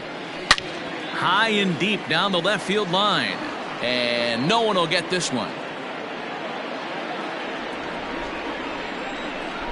Another 1-2 delivery. Ball 2. 2 balls. No runs, 2 hits, and no errors on the Mets line score so far. And he'll be rung up here by Clyde Washington. Strike 3 at the knees, and there are 2 away. 2 up, 2 down on strikes in this inning. He looks really sharp out there, guys. Lowry.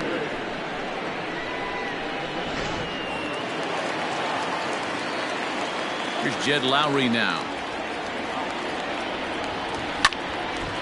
On the screws to shortstop, but caught to retire the side.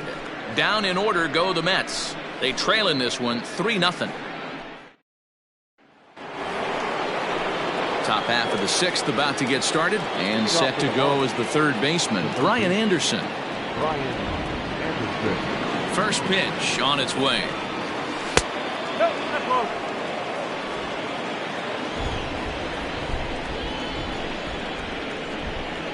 And oh, he can't get out of the way of that one, so the leadoff man will be on to open the frame. Well, no one really likes getting plunked by a pitch, but as long as it doesn't do too much damage, most guys will take it any day.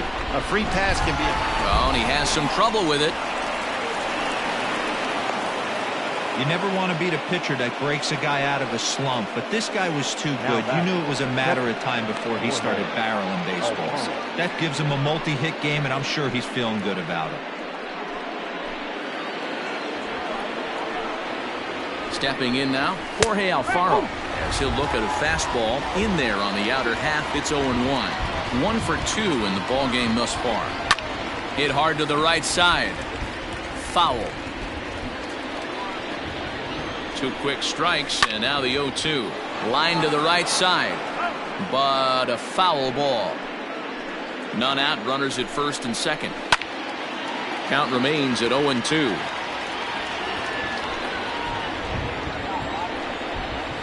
Now he gets the ground ball to first. This might be 2.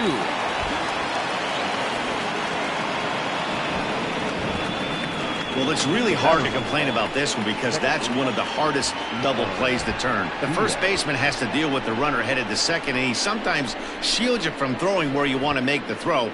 They should have made it, but that's a tough play all the way around. Bases full now following the error, and that'll bring in the second baseman, Isan Diaz. He's set, and the pitch. Didn't quite catch the zone there. Ball 1. When you're hitting in a situation like this, you have to find a way to slow your heart rate down. The pitcher's the one with all the pressure. You're looking to keyhole something middle of the plate and drive some runs in. 1-1. Bases loaded here, nobody out. Hit hard on the ground to short, and that's through for a base hit. 1 run is scored, and he is in there. There's a changeup down in the zone. Not a bad pitch, but with 2 strikes, not the kind of pitch you're looking for.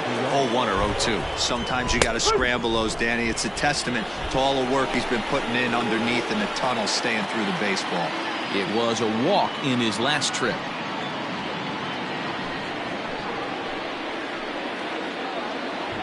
The 0-1 on its way. Hey, that backdoor breaking ball just missed. He had a chance to run it to 0-2.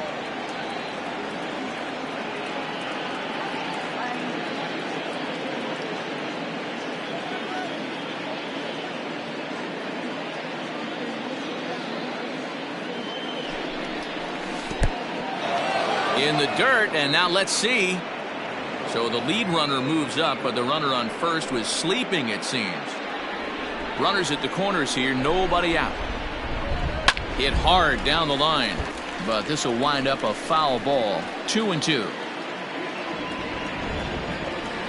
Grounded back up the middle. Lowry's got it. Step on the bag for 1. On to first, and it's a double play, although the run does come in to score from third. Good pitch on the ground ball there, and an even better job up the middle to take it himself and turn 2. Pretty smooth.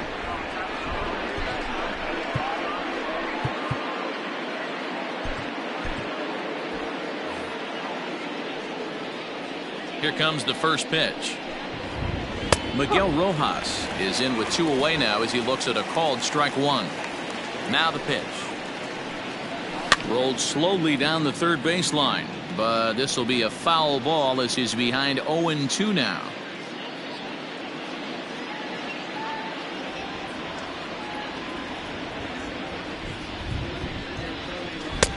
A little bit off the outside. It's 1-2.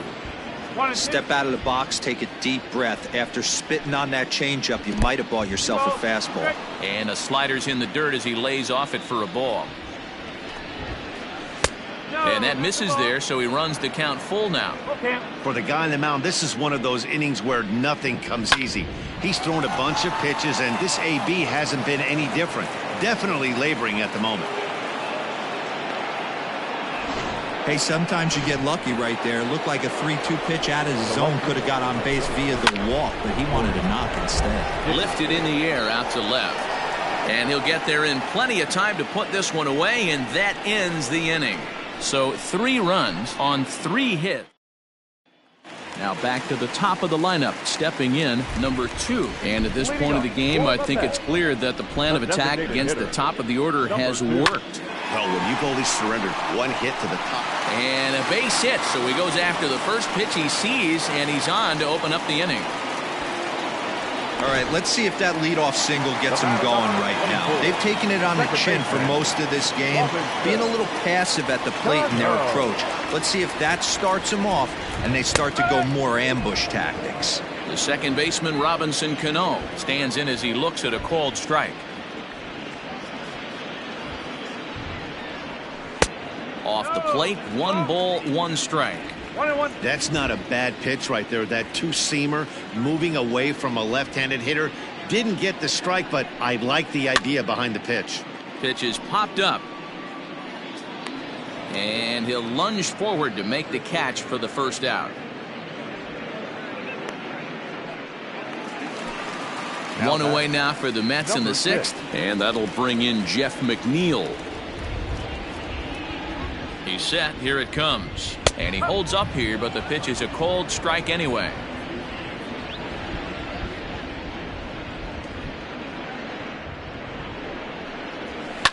Now a ball grounded to short. This could be 2. 1 there. On to first. It's a double play. As their woes continue, the inning is over. Mets go down quickly. They won't make a dent in a 6-0 deficit.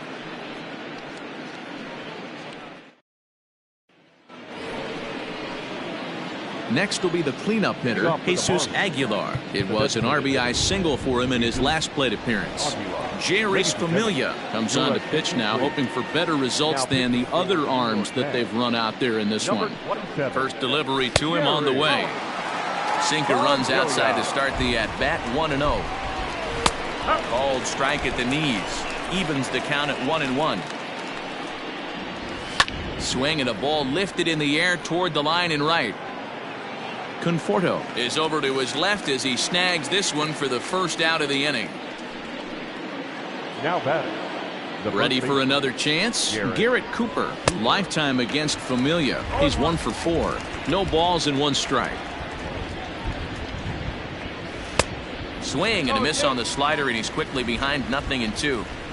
I know that feeling. Played 14 years in the big leagues and still can't hit a slider. Familia is a bullpen arm that keeps the ball in the park. It's a rare day that someone takes him deep, which obviously makes him a very valuable commodity in the bullpen. One of the things as a manager you want to do, you want to bring a reliever in and know that he can keep the ball in the ballpark, and this guy does a great job of that.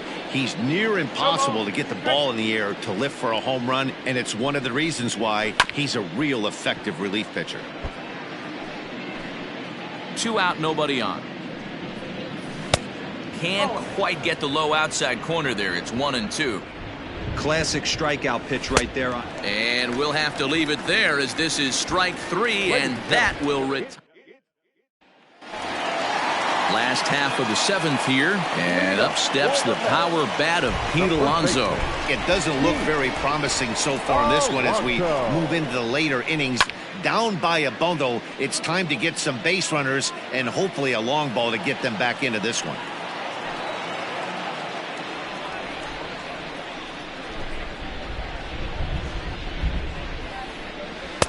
Just behind the fastball there, 2 strikes now. That swing had one purpose, and that was to put the ball over the wall. I guess he doesn't have much to lose with his team down this many at this point in the game. Count moves to a ball and 2 strikes now.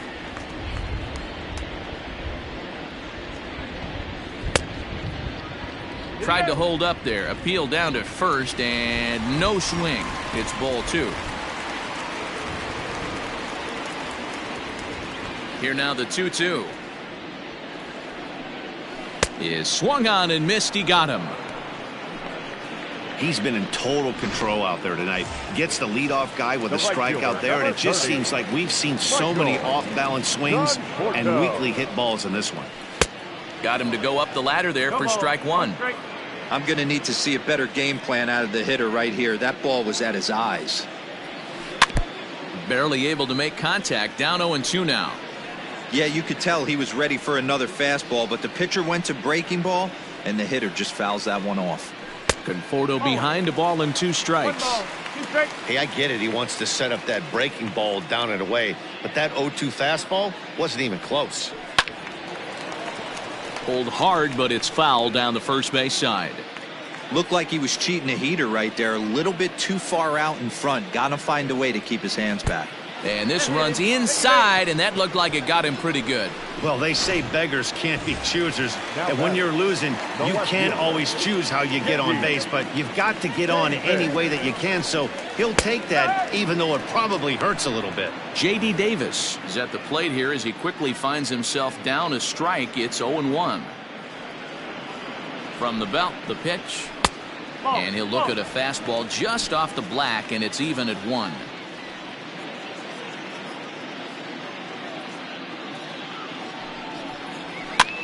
Fouled off. Runner at first here, 1 man out.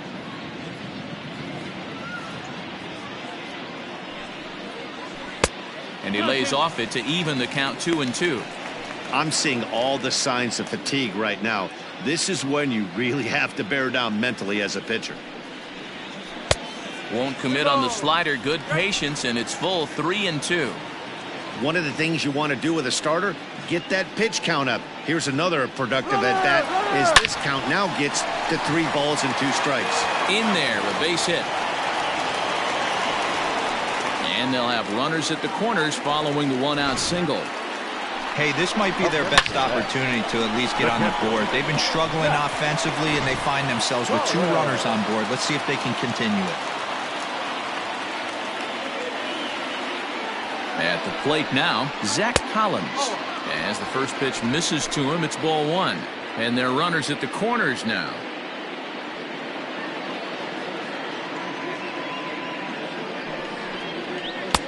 And maybe a little frustrated on the mound here as the fastball misses for ball 2 now. Everyone in the ballpark knows what the pitcher's intentions are in this situation. Great job at the plate to lay off a tough pitch in a good spot. 3-0 to him now. Runners are at first and third, 1 away.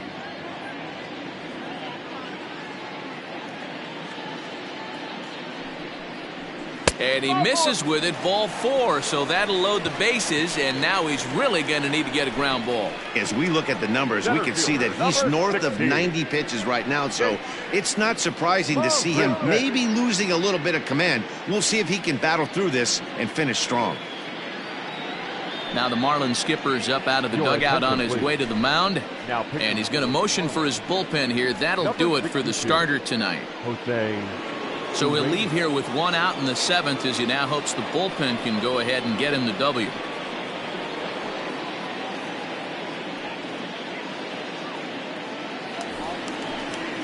Jake Marisnick will be the first to meet him here, and he'll do so in an enviable situation indeed. Bases loaded and only 1 out now. A fastball here as he'll take a look at ball 1, 1-0. This guy uses that 2-seamer to set up his other pitches. 2-seamer in, breaking ball away. A ball and a strike. Urena, a native of the Dominican Republic. This is his 6th season for him in the big leagues. Right there at the belt, 1-2 now. Bases are loaded here, 1 man out.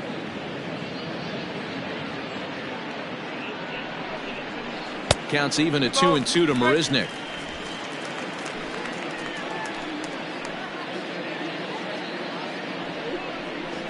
And a strike 3 called. My gracious, what a pitch with the bases loaded, and there are 2 away now. Pretty clear he didn't like the call there on the outside part of the plate, but probably too good to take, and he's down on strikes for the 2nd time.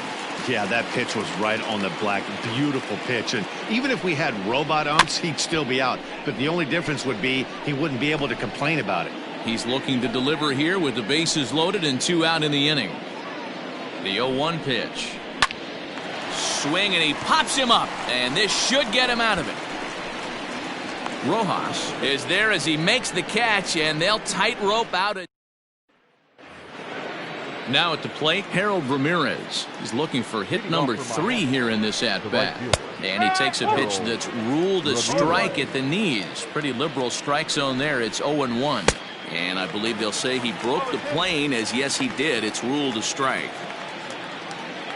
The 0-2 pitch. Hit hard on the ground to first.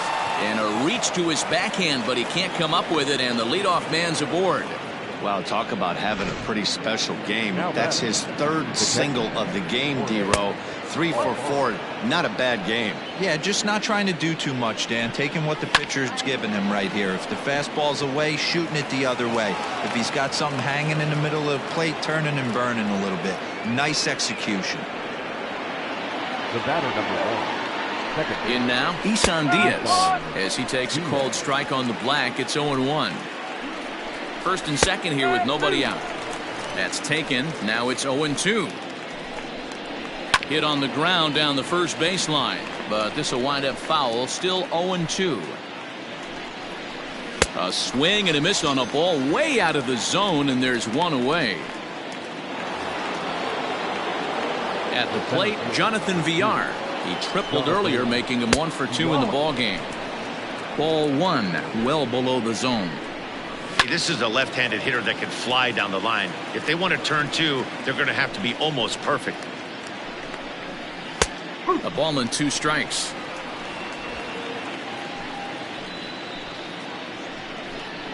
Two balls and 2 strikes to Jonathan Villar.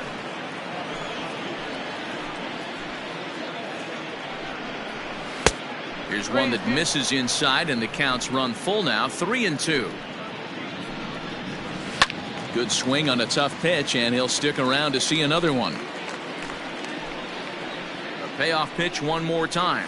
Is a swing and a miss. That's strike 3. Well, his struggles continue. It's been a rough go of it at the plate with him, and watching this at bat, it's clear to me that his rhythm and timing, they're just all off. Even as a pitcher like I was, you can tell these things and exploit them. Ball 1. You know he wants that on the mound, especially if it would have made the count 0-2. Didn't get it though, so now you have to make another quality pitch on 1-1. 1-2, here it comes. Swung on and missed, and that's the final out of the inning. Marlins strand a pair, but they're on. Leading off the inning, number 2, and they'll need him to get something going here. Starting to run out of time. They haven't been able to score any runs as we're moving late into this one. A perfect time for this leadoff guy to try to get on base and ignite a rally. Strike 1 to start the at-bat. Into the windup, here comes the 0-1. Crowds him a bit with a fastball there, and it's to 1-1. Pretty good pitch right there. Fastball in off the plate. One of the things you want to do as a pitcher, try to stand those hitters up. And this is drifting foul back into the stands.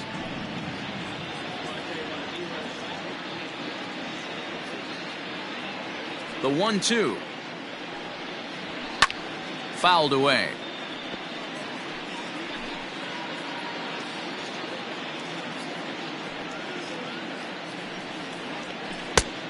Trying to pick up that outside corner, but this misses, and it's back to even at 2 balls and 2 strikes.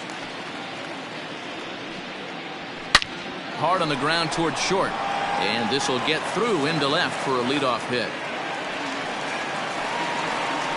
Boy, Dero, the game of baseball has changed. There's so much velocity in the game. That was a 96-mile-an-hour fastball that he smoked the other way. Yeah, you have to keep your front shoulder tucked right there. You have to honor. When a guy's throwing that hard, 96 miles an hour, you have to honor that fastball and try and work it the other way to keep you on the off speed. So Robinson Cano will grab a bat next. Ball 1 to start the at-bat.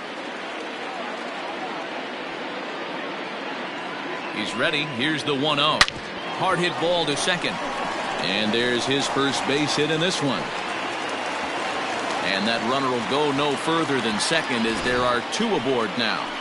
Hey, there's a base hit right there. Now they have a couple of runners on with less than 2 outs, but they're down by so much in this game that hopefully maybe they can get something started here in this inning. Yeah, 100%, Dan. I played the game a long time. I've never seen a big league hitter giving that bat away.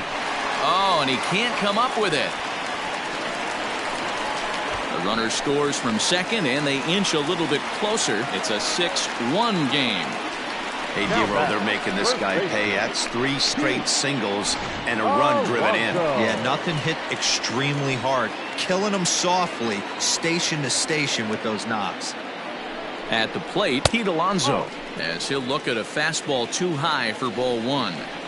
It's not easy to continue pounding the strike zone when you've given up 3 consecutive hits, but he has to trust that getting the ball down in the zone will get him an out. Ball 2 now. Got to find a way to execute either a good fastball down and away or flip something off speed for a strike. You cannot miss over the heart of the plate in these situations. The hitter is on high alert. Now action in the bullpen as their closer starts to get loose out there. 3-1. Hey, the bullpen needs to step up in this situation. I got to believe the manager was hoping for way more than this. And I don't think that's what he wanted to do, as the bases are loaded now with still nobody out. The right fielder, number 30. So they'll go to the bullpen now, and it'll be the left-hander here to face the upcoming left-handed batter. He's ready. Here's the first offering. There's a breaking ball, but it's laid off and doesn't find the zone.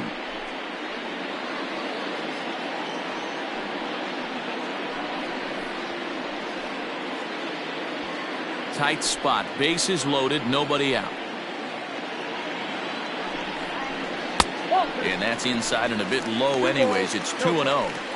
Well, this is the matchup they wanted, bringing in the reliever, but falling behind 2-0 doesn't exactly help the situation very much. 2 balls and a strike now. He's set, and the 2-1 pitch. Swing and a miss, 2-2 now. That's what you call a challenge fastball right there, boys. I don't know if he was necessarily trying to miss up in the zone. Now here's a fly ball. Well hit. Going back is the right fielder. Gone! It's a grand slam.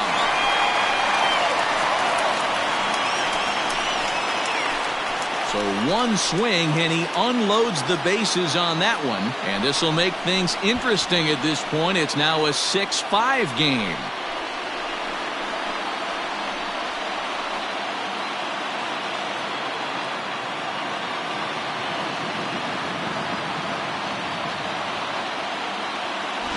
And it's almost unfair. He inherited this mess from the previous pitcher, but he definitely didn't help the situation. They hoped he could save the day and put out the fire, but instead he threw some gasoline on it. J.D. Davis, the next at bat. The left fielder. As the first pitch to him is in there for a called strike 1. He's got a hit in 3 at-bats to this point.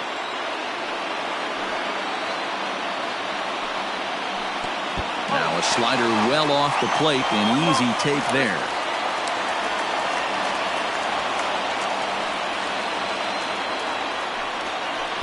Hit the target, but this is low, 2-1.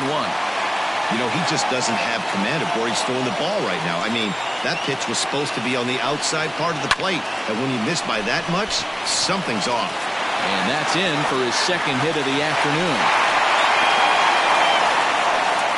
Well, this is where the manager makes his money right there. Nice at bat. Now it's a question of whether or not he pinch runs. Dan, as a pitcher, did it make you a little nervous when a guy had jets on the base paths? Oh, no doubt about it. This is a very difficult spot. You're one hit away from getting right back into this game and tying this game up. You're going to have to really think about putting somebody on first that might be able to score on a ball in the gap. A couple of walks for him thus far.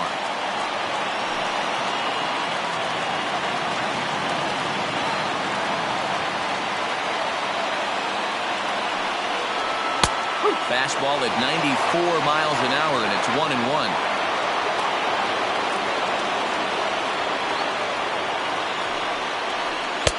Two and one.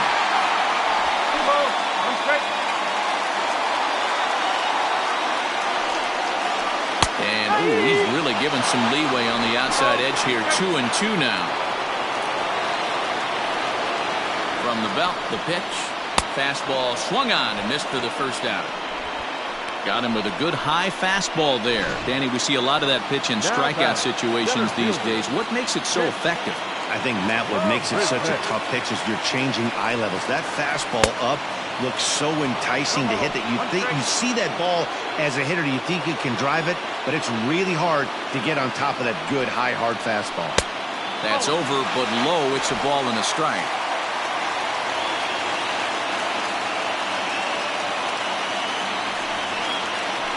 Change up here, but that's taken low in the dirt for a ball. Still only 1 out in the inning. Hit hard up the middle, and that's through for his first base hit in this one. There's a hard hit ground ball. Pitcher not able to get a glove on it. Hard single up the middle. Yeah, watch your lips right there, Dad. Sent it back right where it came from. Ryan Stanek will come on now as he'll be appearing in his 45th game this year. 55, Ryan Stanek. Jed Lowry will be his first assignment here as they'll face him with runners at first and second and 1 gone. From the belt, kicks and deals. Now a big fastball, and he's well behind it with the swing. It's becoming more and more common in today's game to see relievers like this that can run it up there close to 100 miles per hour. But it's so fun to watch it. He blew it right by him there. 1-1 the count now. 1 out with the possible tying and go-ahead runs on base here. And he fouls this one off.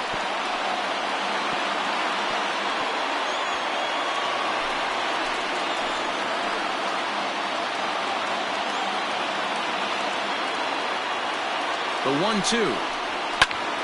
A swing, and he pops him up on the infield, and the infield fly rule will be in effect here. That's exactly what they wanted out of that pitch up in the zone.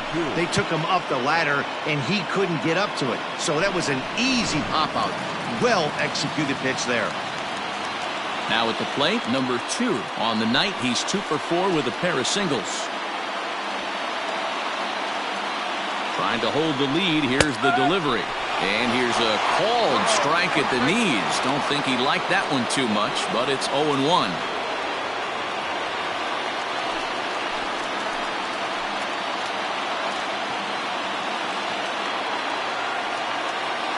Has a look, now the pitch. High in the air down the right field line. But this will wind up being a foul ball.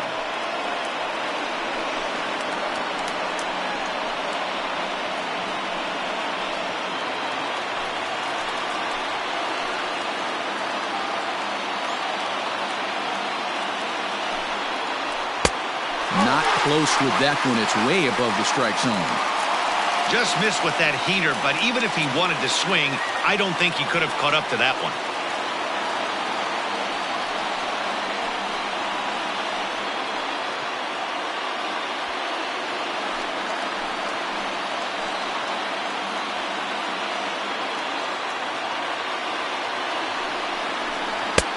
And that misses 2-2. The classic back foot slider right there with 2 strikes. Usually gets a ton of swing and misses. Nice layoff right there. Fight for another pitch.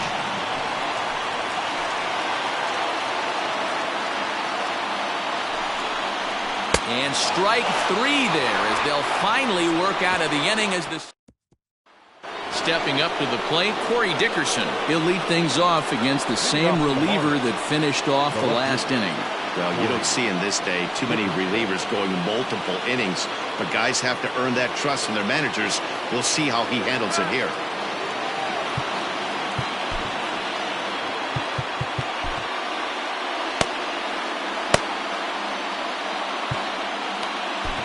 Seth Lugo enters from the pen to start the 9th inning as he'll try to keep the score right where it is heading to the bottom of the 9th.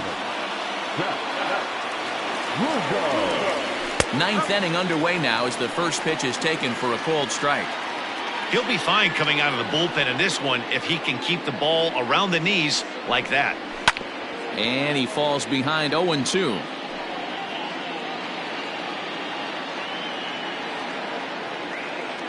Nothing in 2 count, and the pitch. Chopped to third. He's right there. Throw on to first for the out, and that is how the 9th inning gets underway. Now batting, the designated hitter, Jesus Aguilar.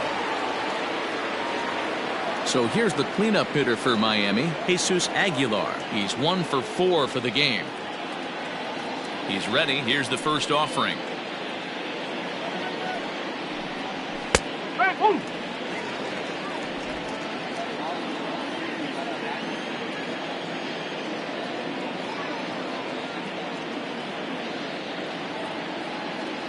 The windup and the 0-1.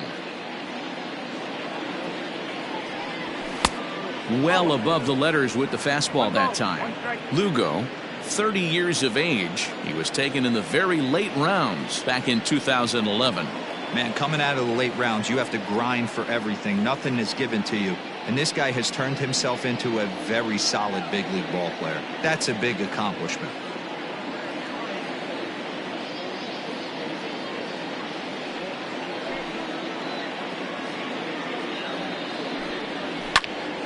One and two now.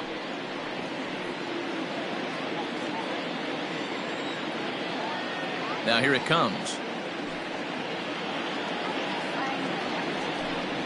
Got him. And that's the third time we've written a K next to his name in this one.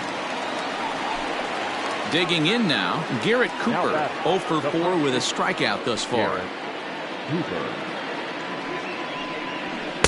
There's a fastball missing down and away for a ball, 1-0.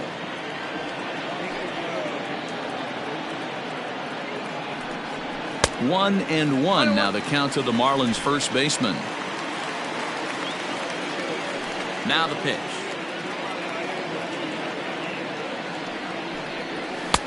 Fastball called strike. 1-2. One-run game here in the top of the ninth.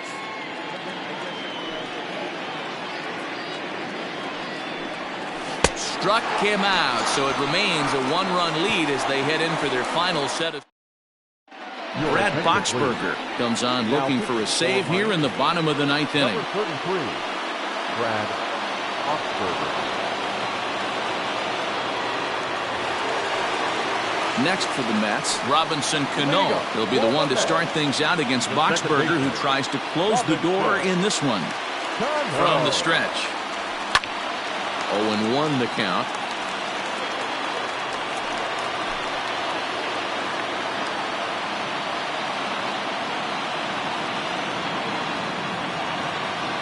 And the pitch. Popped him up. Rojas is there. Makes the play, one away. Now batting. Into the box now, Jeff McNeil. He came through with an RBI single in his last at-bat. Good changeup there to start him, but it drops a little low for ball one. And think about it. In game one of this series, they've already had to go deep into their bullpen. This could affect them for the rest of the weekend if they don't get really good starting pitching. And that finds some outfield grass. It's a base hit. First game of the new series, and he's already sitting on 3 knocks right now. The pitching staff might have to make an adjustment going forward.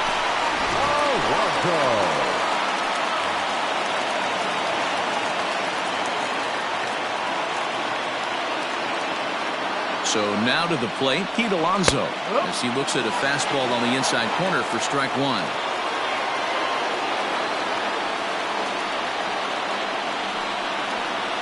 I just couldn't pull that one back in time. It's 0-2 now.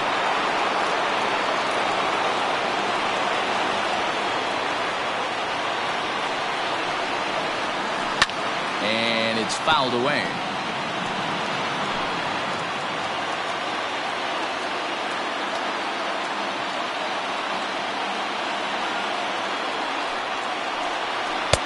Lays off that time, and it's 1-2. 1 out, 1 on, and a 1-run game.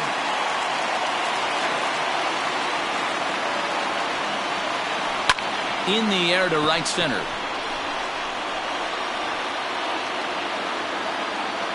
Ramirez will have plenty of room as he makes the catch, and there's a big out, number 2. Now batting, right fielder. Digging in and looking for more, Michael Conforto.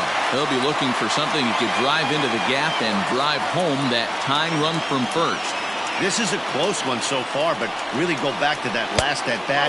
That grand slam he hit really kept him in this game. Hey, if you're going to throw a pitch like that to this guy, that's right where you want to miss.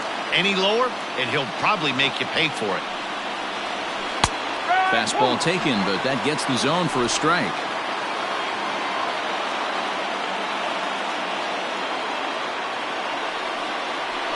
And this is swung on and missed, so now they find themselves down to their final strike tonight.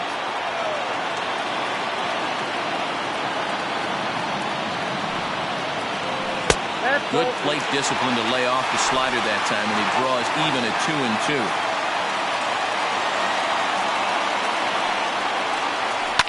Fouled off.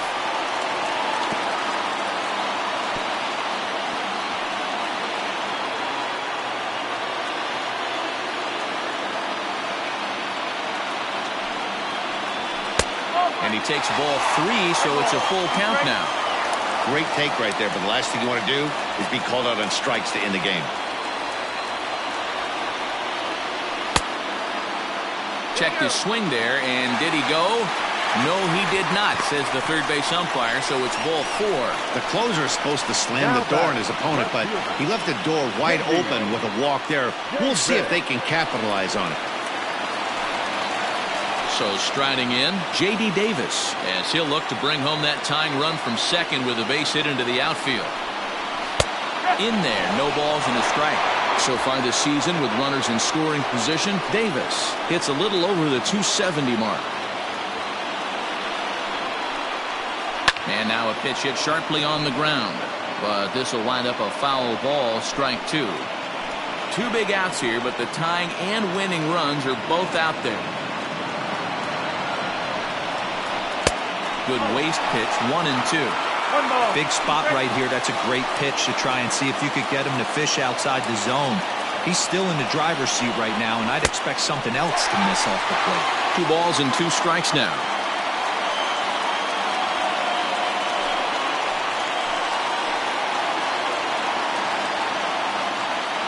The 2-2 pitch. Well, no doubt in my mind, this has been the at-bat of the night so far. The Mets down to their final strike. Struck him out, so he'll strand the possible tying run at second, and a great job of working out of trouble as this ball game is over. Well, they sure made it interesting in the ninth, but they leave the tying run stranded at second and the winning run helplessly at first. Could have gone either way, but we were treated to a great battle. And tonight's one-run game comes to an end, 6-5 the final. The Marlins jumped out to...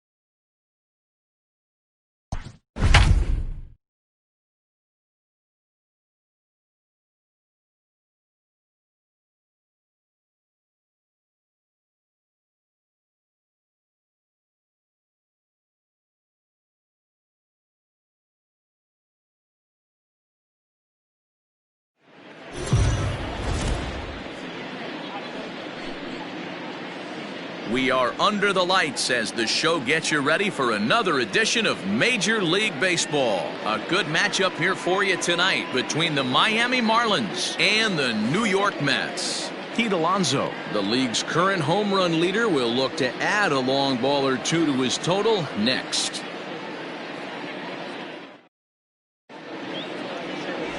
Steven Gonsalves is ready to go as he'll be on the mound for the Mets. What do we need to know here, Danny? Hey, you always like to begin the season on a good note. In his first start of the year, he did just that, picking up the win. There's nothing he'd like to do more than to get number 2 in this one here. Into the box, Jonathan Villar. And we are set for baseball here this evening. The center fielder, number 2, Jonathan. First offering on its way. Underway in the second of 4 here this weekend as the game's first pitch is taken for ball 1. Fellas, these Mets, as they enter play here tonight, they come into this one off a loss that finally snapped what was a long winning streak. Yeah, Matty, taking a look at the standings right here, this team has a nice lead, comfortable. You always want to find yourself in a position where you're about 5 to 9 games, got the advantage. You don't. One series isn't going to totally kill you in the standings, and this team's sitting pretty right now.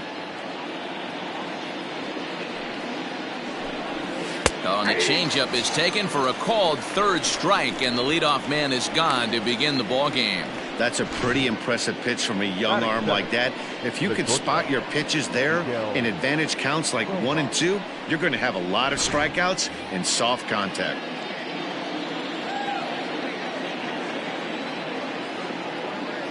Standing in now, Miguel Rojas, as he looks at a fastball that's in there for strike 1. Rojas is unlike many of today's hitters in the sense that he doesn't have a lot of swing and miss in his approach at the plate. More often than not, he gets contact, and I'm sure that makes him a frustrating hitter to face from a pitcher's standpoint. You know, he takes his chances when he has count leverage. Without question, 1-0, 2-0, you'll see this guy try and get nasty a little bit, but he stays within himself. He knows what his strengths are, and he tries to drive the ball right back where it came from.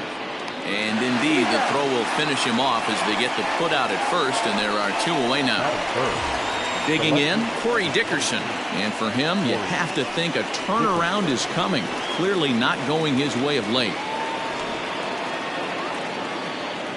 Ready to deliver. Here's the first pitch. Goes down and gets it as this is bounced to short. Throw in the dirt, but a good scoop at first saves an error as this side is retired. Miami down in order. Now the Mets will step up for their first shot in a scoreless ball game.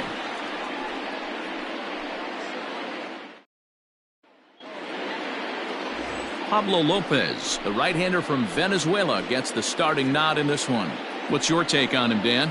Hey, we're going to get a chance to look at a guy that he's a little bit up and down throughout points of his career. A career ERA just over 4.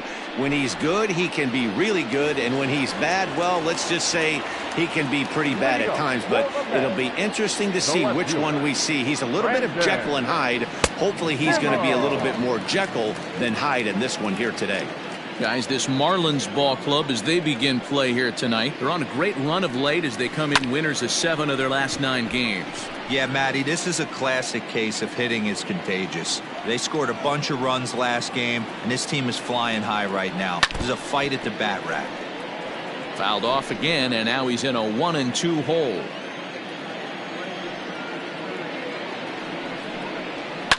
A swing and a drive sent out toward the gap. Back goes Kemp to the track. On the warning track, he makes the catch. Batting second, the second baseman, Robinson Cano. Coming to the plate now, Robinson Cano, and he's got that batting lineup near the 300 mark entering play.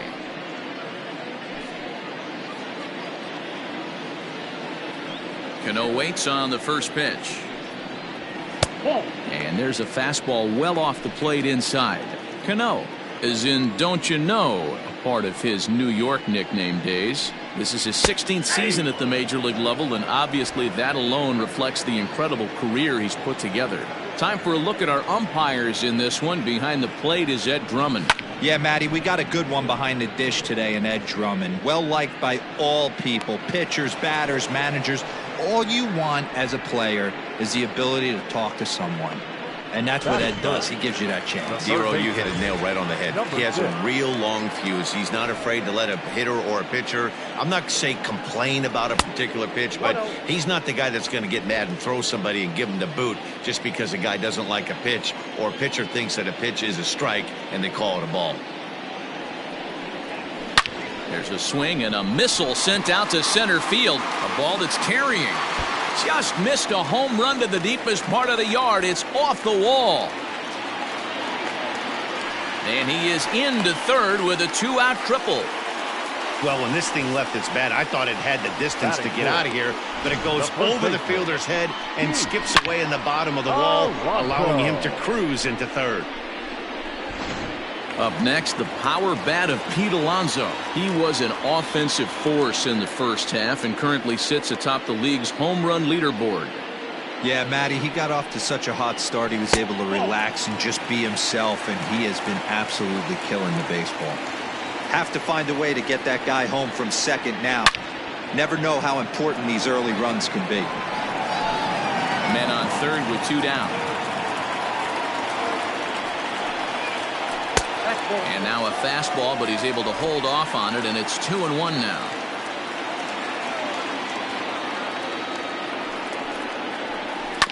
Tried to crush that ball, and now perhaps needs to shorten up with 2 strikes.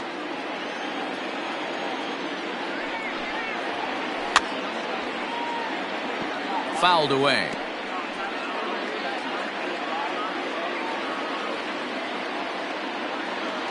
The set and the 2-2. You would think in this situation, maybe with a base open, he'd just pitch around him and put him on first, but not with the guy in the on-deck circle. He's going to attack this hitter. He spoils another one, and will do it again. Ready with the payoff pitch. And he missed with it there, ball 4. It's a 2-out walk with the runner still at third. Coming to the plate now, Michael Conforto. He's definitely a long ball threat, currently third in the National League in that category. Man, this guy's been in fuego lately. A boatload of homers over his last 10 games. Yeah, usually, Dan, guys get hot throughout the course of the season, but not like this. Hot and hot with damage. And there's ball 1.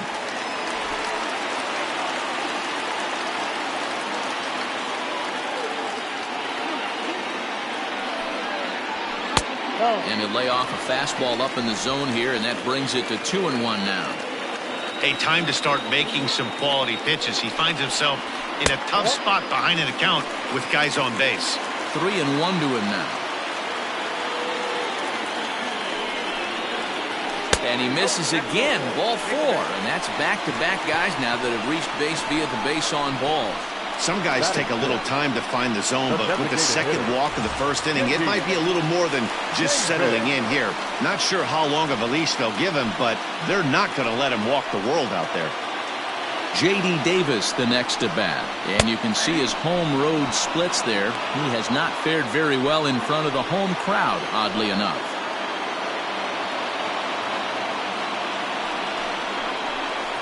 And this misses the outside corner, so it's knotted up at 1-1. McNeil on third. Alonso over at second. Conforto on at first with 2 down. Line towards center field. That's in there. Base hit. Oh, but it's offline, so the run will score. And not in time as he just crosses the plate in time. Hey, one of the things you want to do, Dero, is strike early, and they've done just that with a big hit driving in 2. Yeah, Dan, great to grab an early lead right there, especially when you can throw up a crooked number for your pitcher. Now at the plate, Zach Collins. As we take a look there at the difference in his numbers between June and July. Oh, that ball's driven into left center. This could be trouble. And this is going to get down for extra bases as that'll get 1, if not both of them home. Notch 1 in the score column as the runner from third crosses the plate. You always want to spot your pitcher a run or 2 early on, so he has a little bit of wiggle room, but that double, they're up 3-0 and absolutely cruising. If this guy on the mound doesn't find a way to get some outs, he's going to be heading to the showers before some of the fans are even in their seats. Digging in, Jake Marisnick. And as you check out his righty-lefty splits, no surprise that he hits better against southpaws than he does against right-handers. Even though we're still in the early going, I think this game's at a tipping point right now. They've got a chance to put this game out of reach, but if they can't score anymore here, the other guys feel like the door's still open. And this is pop foul, but perhaps playable behind first. And nope, this one falls, so he'll get another shot.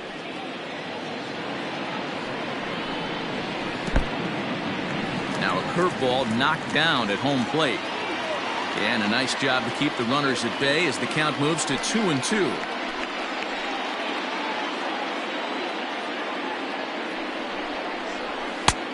Way inside with that one, a pretty easy take there. He certainly has an open base down there, but you don't want your defender standing flat-footed for much longer. And he strikes him out here, so he's able to stop the bleeding a bit as this side is retired. So they pick up 3 runs on. Leading off the inning, Jesus Aguilar, as they'll look to get something going here and even this game up. Skied into very shallow right. Conforto is in a few steps as he takes it for the first down. That is fair. The right fielder, Matt Kemp. So the base is empty here with 1 away, and that'll bring up the veteran Matt Kemp. First offering on its way. Nope. All 1, no strike. Bounce to first. And he'll take it to the bag himself for the out. That is it. The catcher, Jorge Alfaro. Ready now for the Marlins, Jorge Alfaro. Couple of hits for him in 4 trips to the plate last night. And here's a fastball called for strike 1. Well located fastball right there. If he can continue to do that, he'll pitch deep into this one. Now a fastball that's taken close that time, but it's 1-1. And the pitch.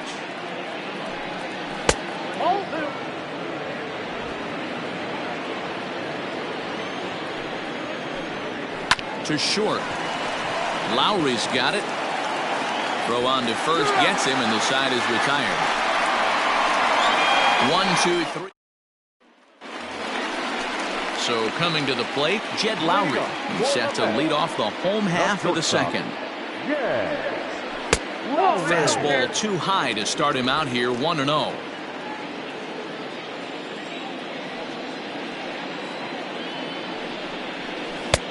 Easy take there as the off-speed pitch misses well inside. He might still be thrown off from that first inning, guys. He got knocked around pretty good, and that can be hard to recover from mentally sometimes. Down low, and the plot thickens here, 3-0.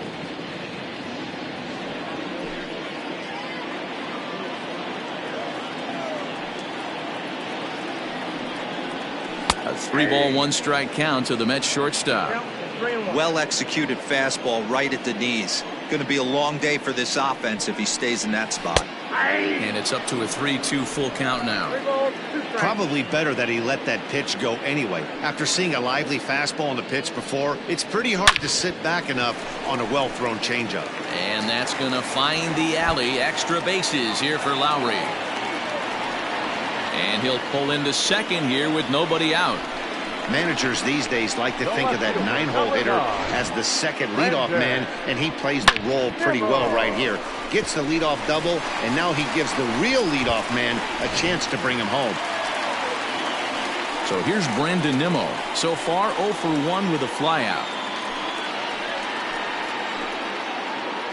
First pitch of the at-bat on its way. Lined into right, a base hit. And now it'll rattle up against the wall. As he arrives at second without a play, as also on the play, a run comes across to score. The second baseman. Well, we've already had some hard-hit balls in the first 2 innings here, and here's another one. Absolutely jumped off his bat and into the outfield, bringing another run home here in the early going. Here comes the second baseman, Robinson Cano. And this one gets away. And he's going to make it up to third here as he advances on the wild pitch. Now the 1-0. It's going to be back to some serious tee work if he can't put that pitch in play right in his wheelhouse. The 1-1 home is laid off for ball 2. I don't blame him for not coming over the heart of the plate. He circled this guy on the lineup card when he got to the yard today. And this one gets away. No advance here, but it's 3-1 now. Runner at third here, nobody out. High in the air and drifting out to shallow center. VR has it, and I'd be surprised if they send the runner. The batter, number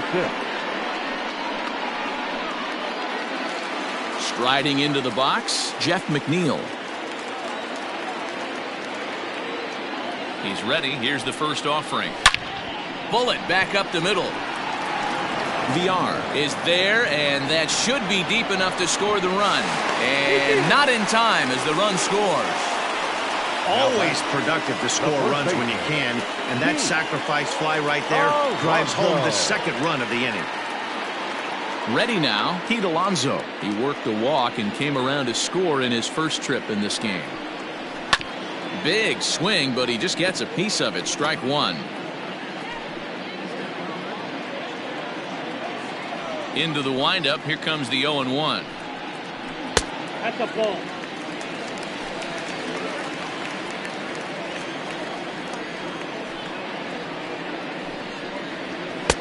And that misses. 2-1.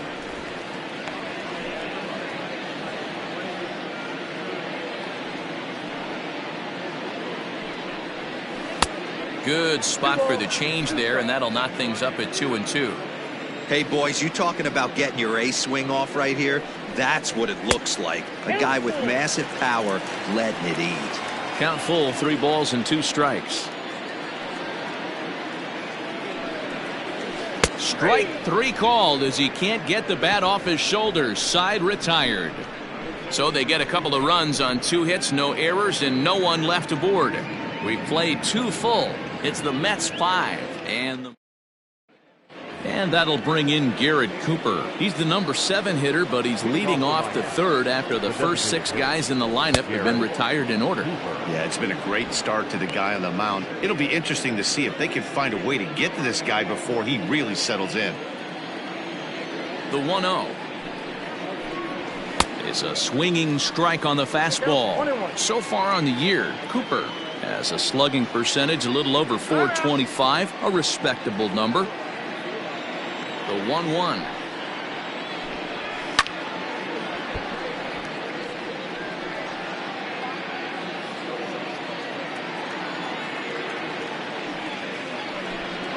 Off-speed pitch in the dirt as he takes it for a ball. And that one never threatened the zone. It's gone full now to 3-2. And the payoff pitch. And he lays off there, ball 4. So the leadoff man is on here to begin inning number 3. They haven't been able to register a hit against this guy, but at least they have a base runner here. We'll see if that leads to something. First pitch fastball off the plate there, and it's ball 1. Started to go around, but it's ruled strike 1 anyway. And he fouls this one off.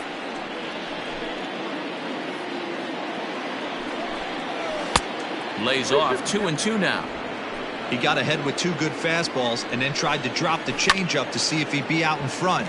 Did a great job of laying off that pitch right there. Interested to see where he goes now. There's one on to first, not in time as the umpire was right there to make the call. Well, he definitely rushed himself on that return throw to first there, and he threw it away. They got to force at second, and the runner didn't advance, so it'll just be scored a fielder's choice. Isan Diaz comes on with 1 away as he looks at a ball. It's 1-0.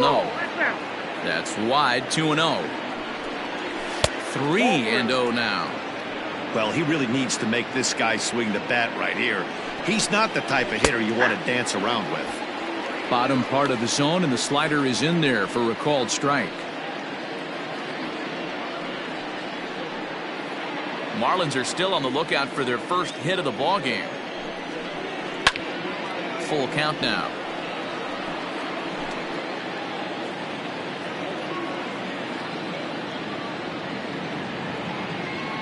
Here comes the payoff pitch. Swing and a liner.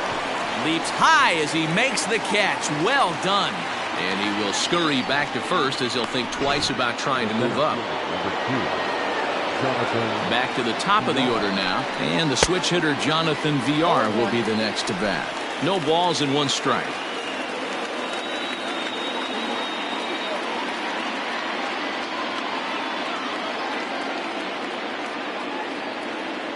Ready with the 0-1 pitch.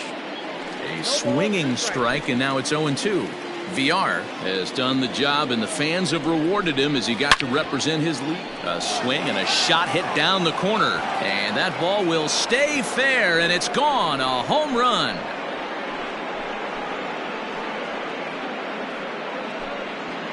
So a 2-run homer down the line in left, and even 20 home runs for him now thus far, and it's now a 5-2 game.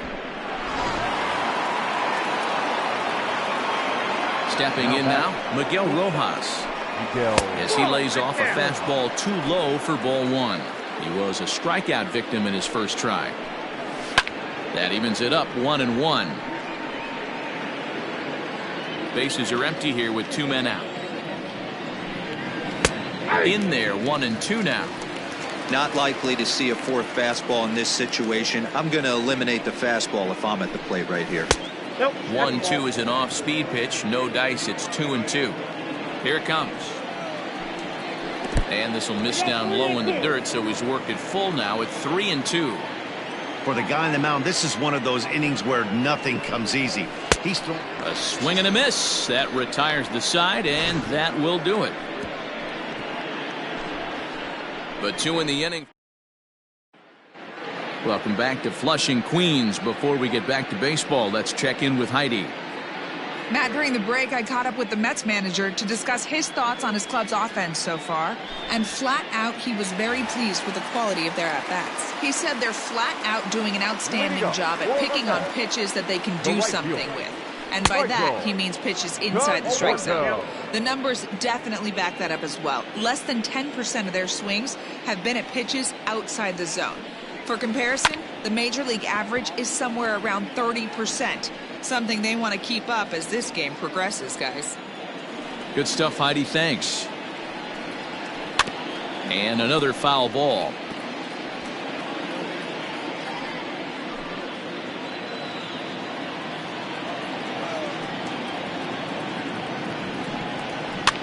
And it's fouled away.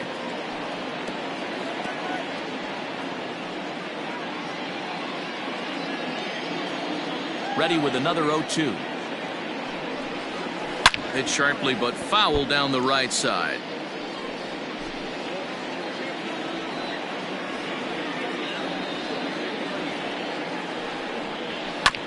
And he'll hang in here as he reaches to foul this one away. The 0-2 once more. I can't blame him one bit out on the mound. I'm shocked he didn't pick up the rosin bag and see if he could get a foul ball on that one. He had to see if he would swing way outside the zone. Fouled off.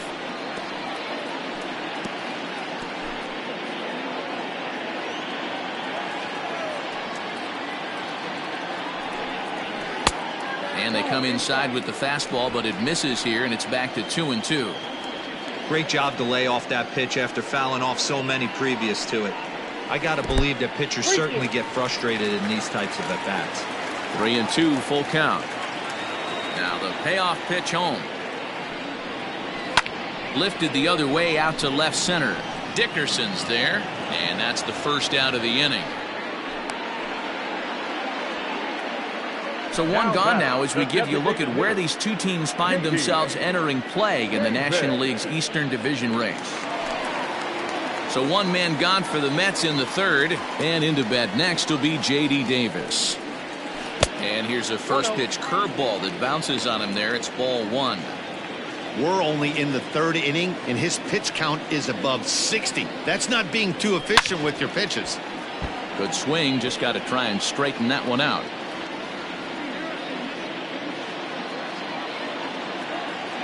Ready to deal. Here's the 1-1.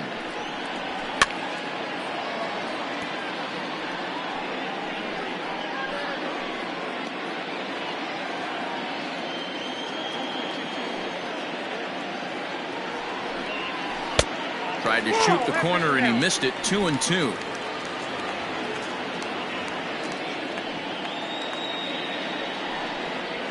Fastball, strike 3 called as he couldn't pull the trigger, and there are 2 away. Great spot on that 2-2 fastball. You can't place it on the inside corner any better than that. And as a hitter, there's just not a whole lot you can do with that unless you're looking for it and time it just right. Love seeing a guy that can work the inside with his fastball. 0-1. And he waves at a curveball there. No balls and a strike. Changes up on him, but that's in the dirt for a ball. 2 out, nobody on.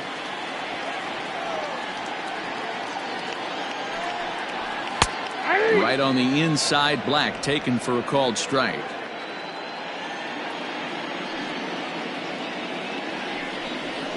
Two and two to the Mets catcher.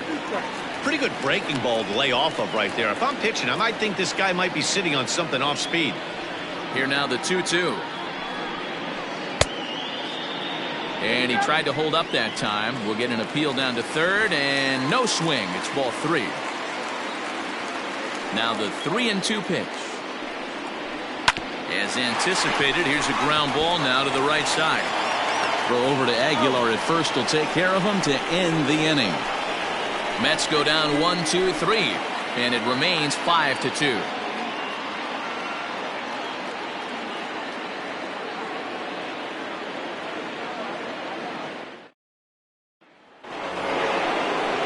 All set for the start of the 4th, and standing in is the veteran outfielder, Corey Dickerson.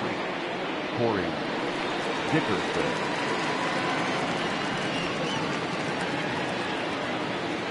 First pitch of the at-bat on its way. And he takes a pitch that's ruled a strike at the knees. Pretty liberal strike zone there. It's 0-1.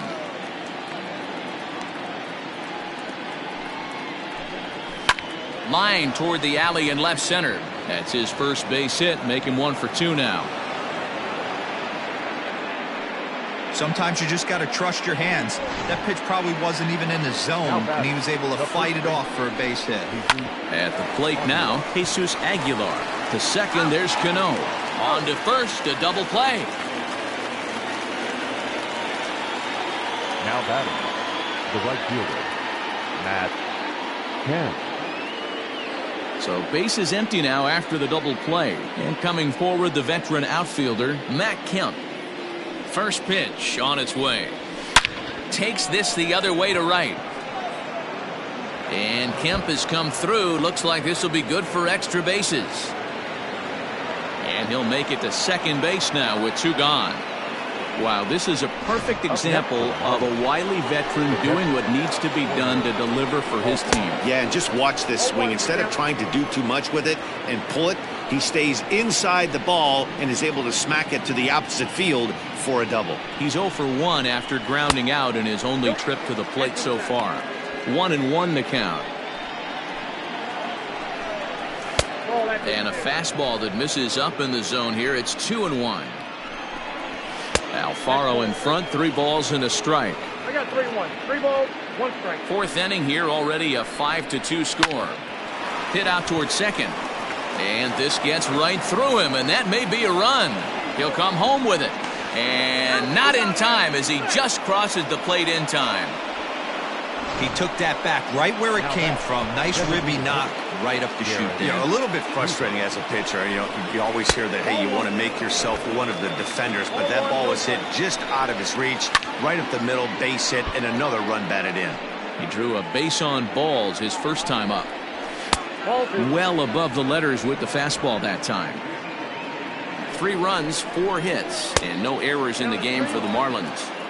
Well, to me, it just looks like he's really aiming the ball a little bit right now. And it's funny, when you do that, you usually don't have as good a control. And he takes a big swing at that one as this one's lifted high in the air and deep out to left field.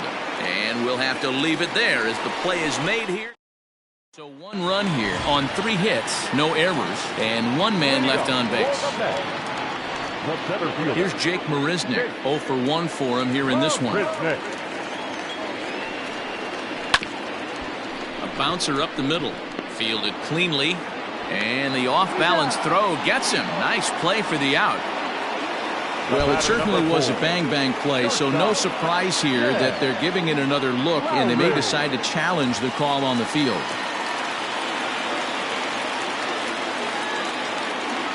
Here's Jed Lowry now, as he will take strike.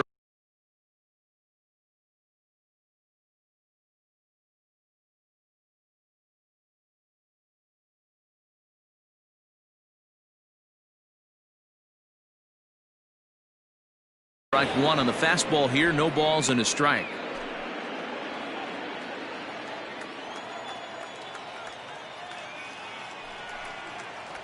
And now a pitch that's taken here by Lowry as that evens the count at 1-1.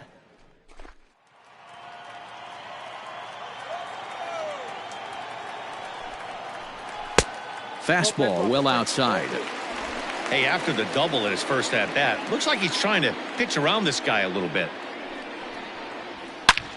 Now he spins on one here and drives it to deep right field.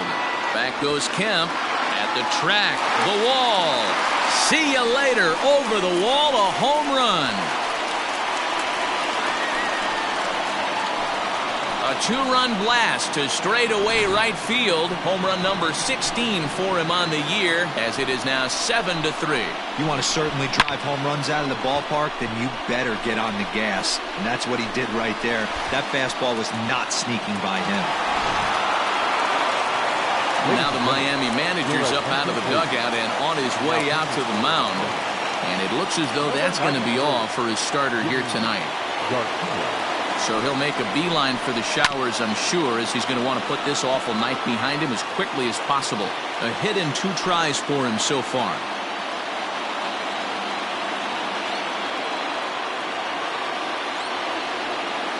The 0-1 pitch. Garcia has pitched just under 60 innings, and in that time he's allowed just barely over a base runner per inning, which of course is very good. Fouled away.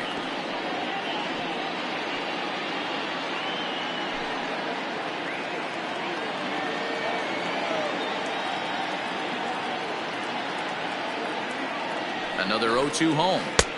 Curveball, but he can't get him to chase it 1-2. He didn't look overly fooled right there because a lot of pitchers will go to the breaking stuff 0-2, but he certainly looked ready for a breaker on that pitch. Nimmo with an even count of 2-2 now.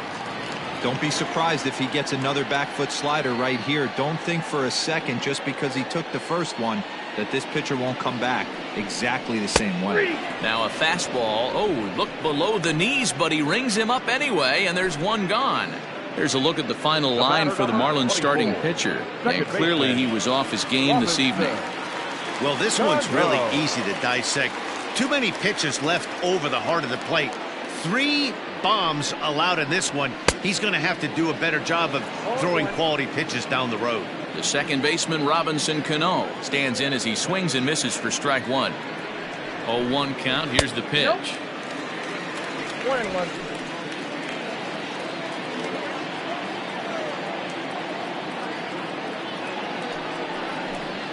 And a half-hearted attempt that time as he broke the plane of the plate. It's a ball and 2 strikes now.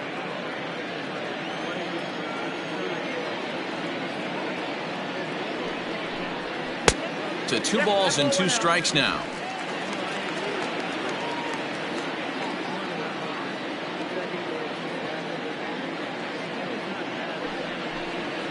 And he strikes him out as well. So make it back-to-back punch-outs here to the first 2 men he faces out of the bullpen. Now batting. Digging in, Jeff McNeil. 1 for 2 in the game. He tripled and scored back in the first. Fastball taken, but that gets the zone for a strike. 7 runs, an equal number of hits, and no errors on the Mets line score so far. And that misses 1-1.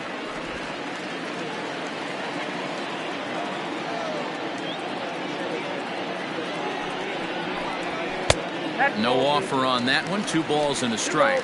One strike. Well, those were a couple of close pitches right there in the inner part of the zone. Hitters will tell you, pitches in that location are tough to do anything with. Count even at 2-2.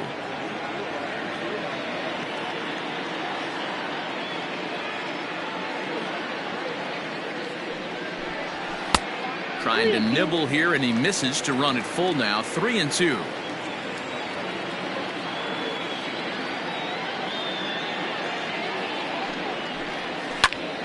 Here's a high pop-up. Aguilar is there to make the catch, and the side is retired.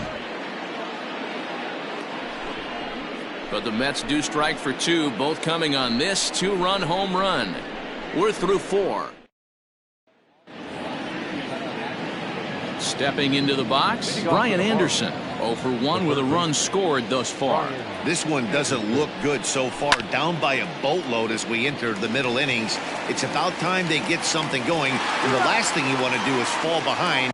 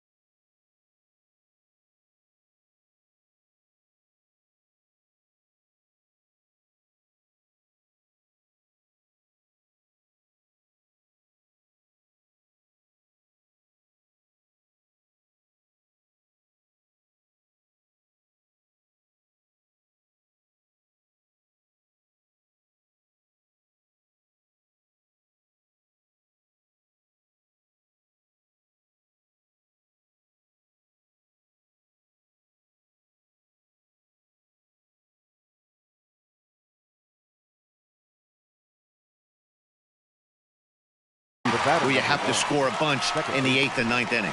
Opportunity now to look at some of the future plans for this Mets organization as our Road to the Show report spotlights a couple of guys that have been playing very well in recent action.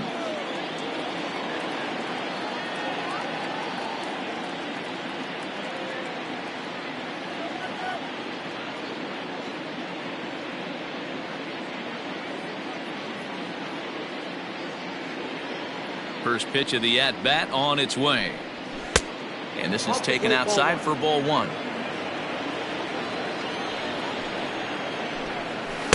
And a fastball in there for a strike. 1-1. 1 out, nobody on.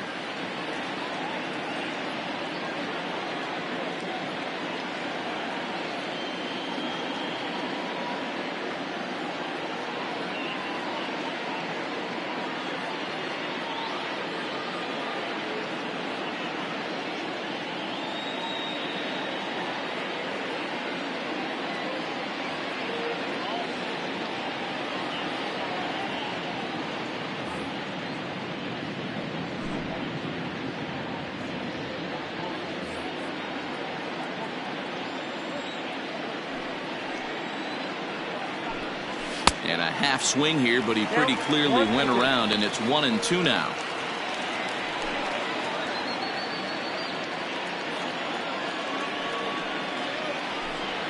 And this is swung on and missed, so it's 2 up, 2 down to start the 5th. Good job of making him chase a pitch for the strikeout there. Yeah, Matt, that's the advantage of getting ahead in the count. You can really force hitters to expand their zone and protect. And when they're in that mode, getting them to go after a pitch they can't do much with becomes a lot easier. Just a bit late, and he's fallen behind 0-2.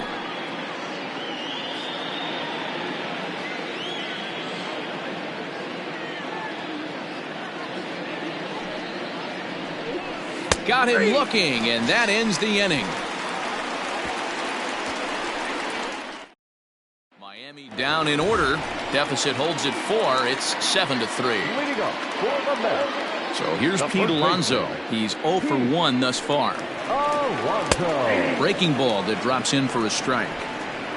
Ooh, I'm shocked he got away with that one, boys.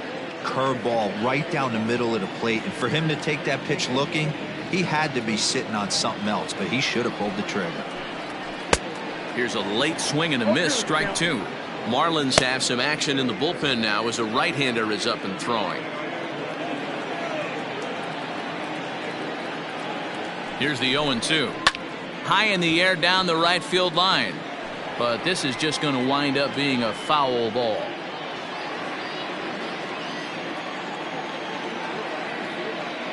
The next 0-2 is taken. That's ball one.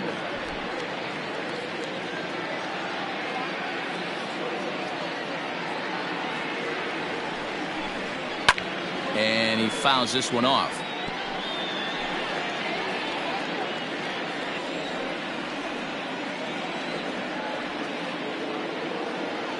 Here's another 1-2. Hit hard back up the middle. Throws in time, and that's out number one.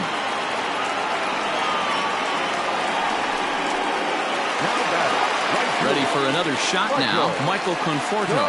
It was a fly out for him in his last trip. Here comes the first pitch. Count 1-0.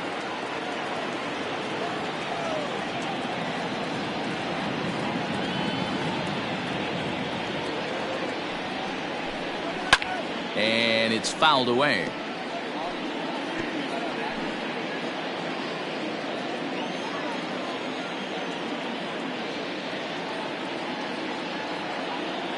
The 1-1 is in there for the second strike.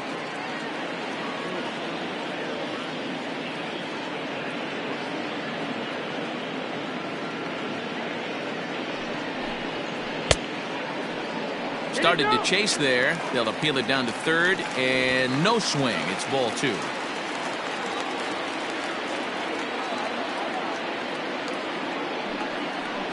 And strike three called on the outside corner. He's earned the right to live out there with the fastballs, as that's out number two. Now batting, the designated now hitter. to the plate, the Mets DH, J.D. Davis. It was a backwards K, a strikeout looking for him in his last at-bat. 1 ball, no strikes to count. Bases are empty here with 2 men out.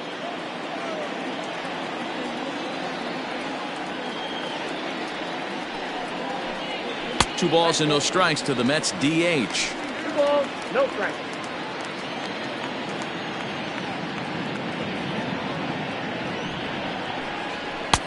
And a good comeback fastball there. It's 2 balls and a strike. He is in complete command out on the mound today. He's got all 4 corners locked in, and now he's raising eye levels to boot. Now the 2-1 pitch. High in the air down the right field line. But this is just going to wind up being a foul ball.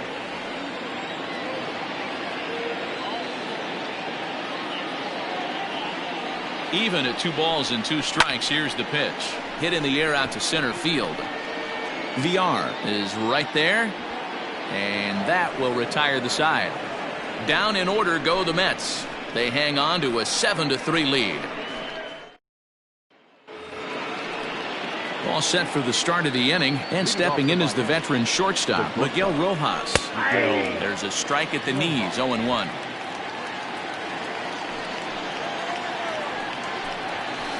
And a pitch up and in, keeping him honest, 1-1. Now here's the pitch. And that one misses badly. It's ball 2.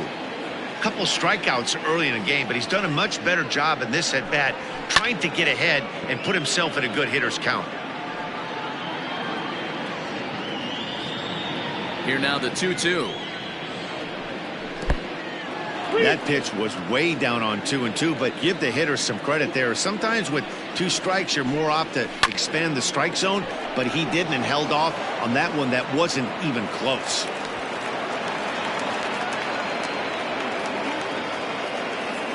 Hey, there's another base knock right there. A hitting streak now up to 8 games. Yeah, no doubt about it. 8 games. Now, man, we're starting to think about it a little bit. You know, you get past that week, you just know you're locked in. They start talking 8 games, now you're like, all right, I got a nice little hitting streak going. Conforto will settle under it to make the play for the first out, as the runner will have to head back to first. The batter, the first base. So here's the cleanup hitter, Jesus Aguilar. No hits in 2 trips to the plate for him in the ball game. 1-1 now the count to the Marlins first baseman.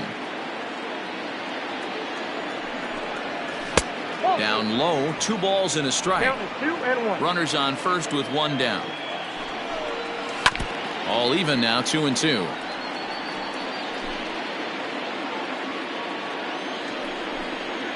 Now a double play ball here as this is on the ground to third. To second for 1. On to first as they get the double play to get him out of the inning. Around the horn they go. 5-4 to 3 to end the threat. We're back to Friday Night Baseball on the show after this.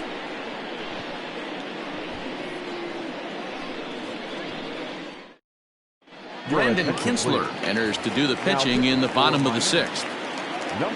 Now in the box, Zach Collins. 1 for 2 with a double on the ledger so far. Oh, and a hearty cut there to begin the at-bat. It's 0-1.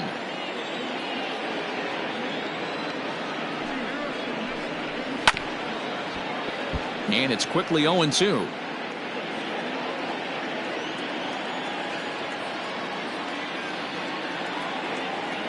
Nothing in 2 count and the pitch. Looked like the sinker there dipped a little below the knees.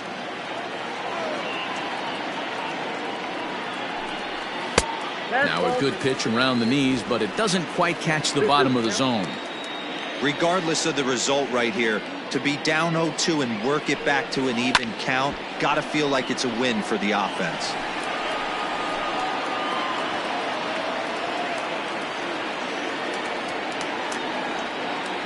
Here now the 2-2. Hit on the ground toward the left. Reined in. And the throw on to first will take care of him. So he's thrown out by the only man standing on the left side of the infield. 1 away. At the plate, Jake Marisnick. A hit in 2 at-bats for him at this point in the ballgame. Now here's the pitch. Just off the outside that time, laid off for a ball. Bases are empty, 1 man out.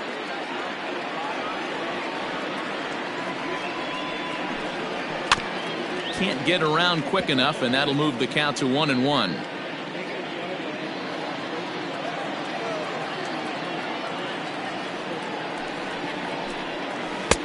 Tries to change up on him there, but it's a ball. 2-1.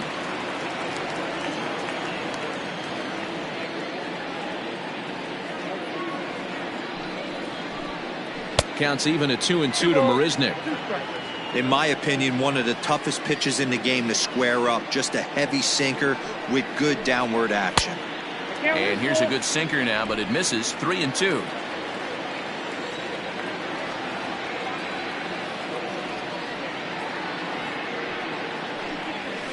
Hit hard on the ground towards second. Oh, a diving effort as it's off his glove. Throw will not be in time at first. A good effort that time, but not enough to prevent them from getting a 1-out base runner. Jed Lowry will stand in again as we flash you back here to the 4th inning. This was a 2-run home run that was definitely one of the big blows of the ball game to this point. He comes set. Here's the 0-0 pitch. Fouled off. Runner at first here, 1 man out. Now a throw over, and the runner will get back standing.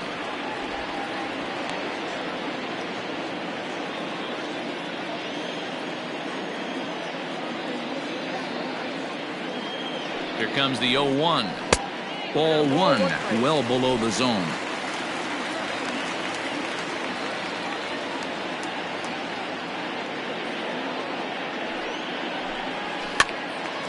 And this is drifting foul back into the stands.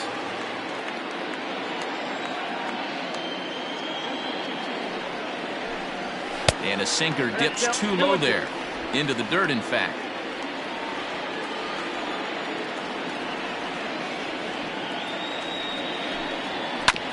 Oh, right back to him on the mound.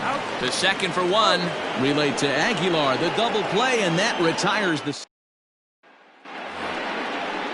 7th inning, ready to roll. And coming up, the still dangerous outfielder Matt Kemp. Ready to deliver. Here's the first pitch. In there, and it's 0-1. Probably a design take right there. They need base runners, so they're going to make them try to bring the ball in the strike zone. That's over, but low. It's a ball and a strike. Oh, good action on the two-seamer there, and it's 1-2.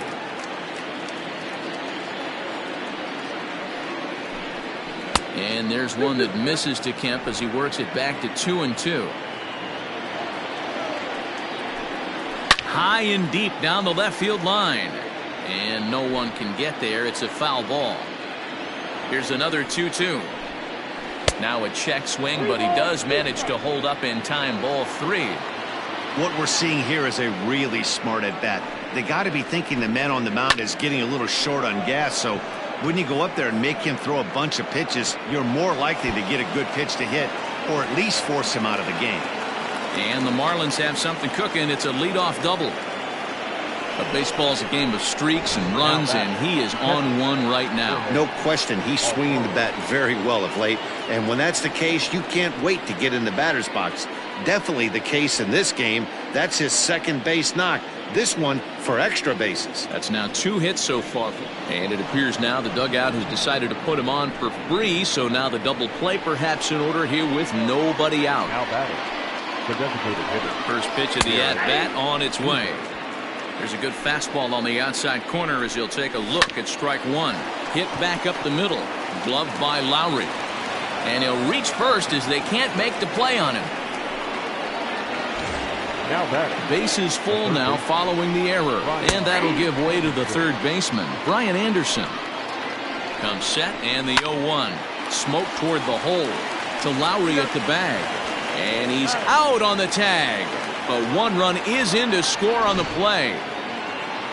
Stepping up now, Isan Diaz. He was sat down on strikes in his last at-bat. But there to take it in is a well-positioned Cano, and that'll end the inning.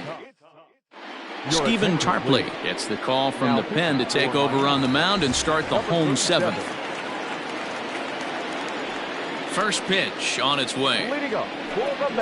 Brandon Nimmo is in to start things off as he looks at a ball to start the inning. 1-0. Right-hander starts to loosen out in the bullpen now.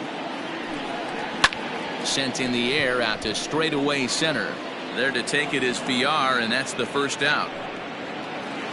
Leadoff man gone now for Robinson Cano. Cano waits on the first pitch. High in the air and deep to left center field. Center fielder looking up, still going back. And it's gone as they add still another.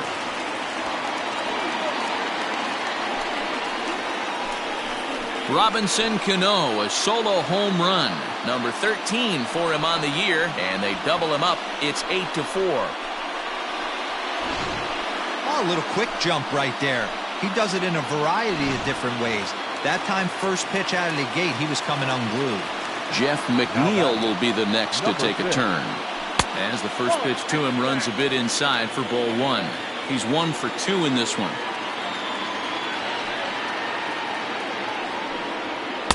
Now it's 2-0. Well, this is a spot you'd like to be in. 2-0, good hitter. He's going to turn it loose right here. Down low, and the plot thickens here. 3-0. Pete Alonso is on deck. Taking all the way, and it's 3-1 now.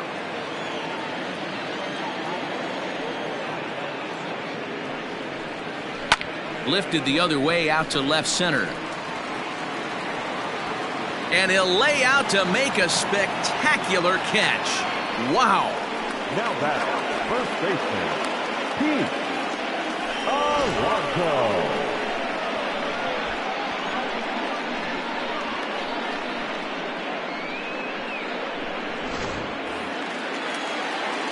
And next will be the Mets cleanup hitter, Pete Alonso. 0 for 2 with a walk for him so far.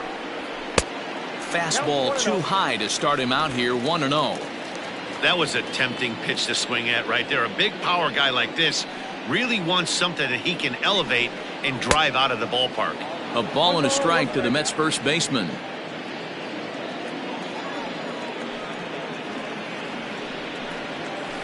One and two now as that one's fouled off. 2 out, nobody on.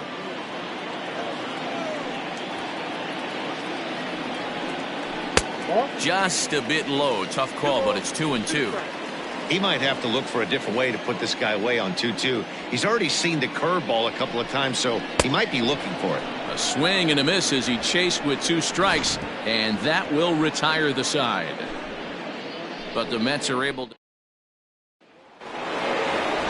Jonathan Villar will stride in, but first we take you back to the 3rd as you take another look here at his 2-run homer that had him rolling early on. 1-0 the count. Justin Wilson is on to pitch here in the 8th with nobody out. The 1-0. A swing and a miss. That's the first strike. Wilson has seen his role change with those one-batter lefty specialists going the way of the dodo as a part of MLB's pace of play initiatives. 3-1. Well, that's ball 3, and the Marlins right now would do anything to get a leadoff walk to get this inning started. We got time. Fouled away.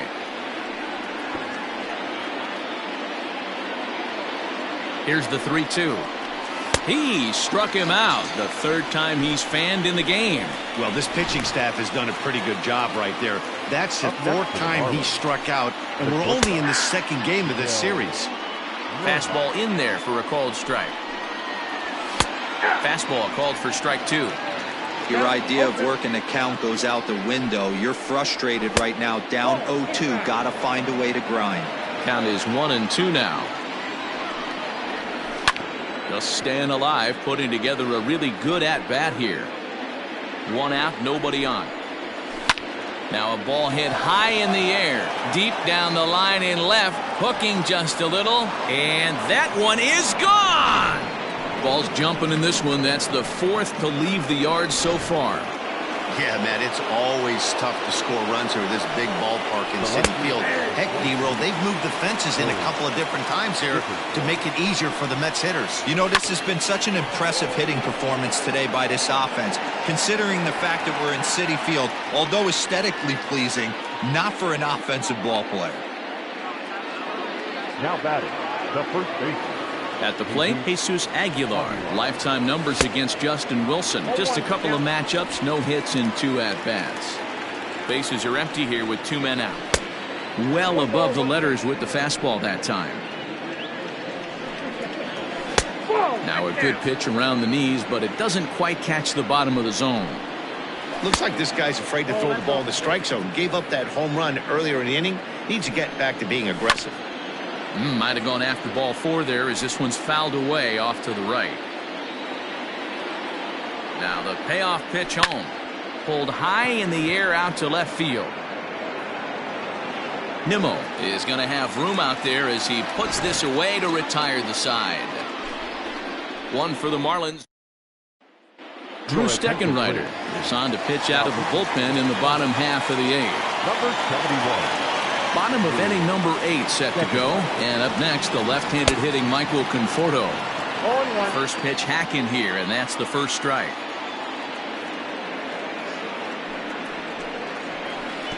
And 1-1 as this one's in on the hands.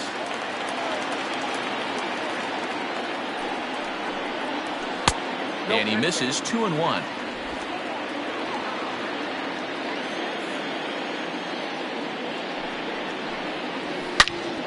Line shot to first, and there's 1 away.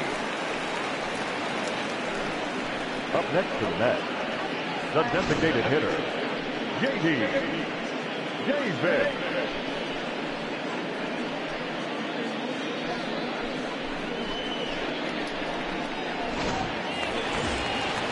Digging in once again, J.D. Davis. He's working on a 1 for 3 thus far. Just able to get a piece of that for strike 1.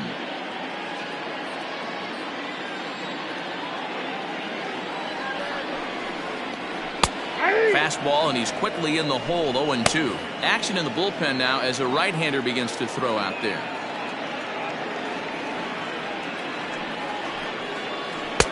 A little bit off the outside. It's 1-2.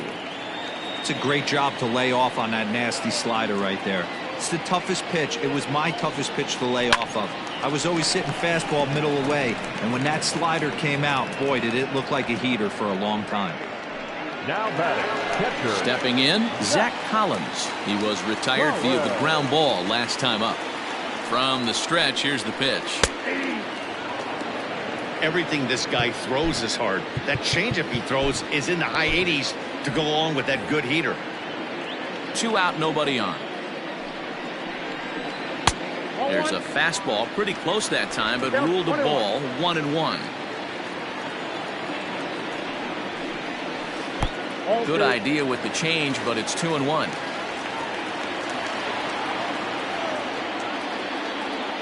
Now here's the pitch. Yanked high and deep down the line in right. And it's a foul ball.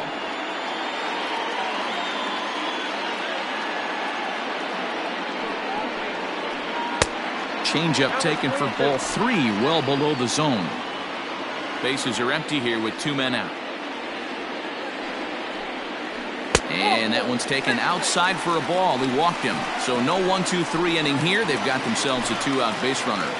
Center fielder. So it's a runner at first with 2 men out. And up next, the center fielder, Jake Marisnick. The changeup floats outside here for ball 1.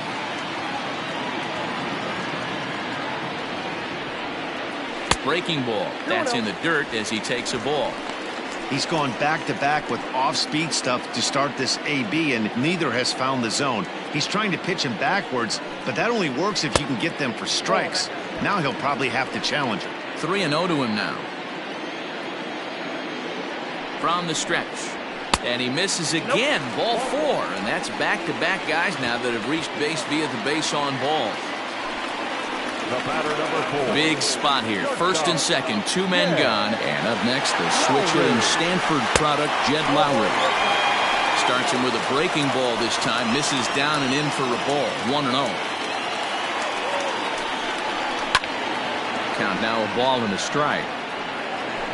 2 men are on with 2 men out.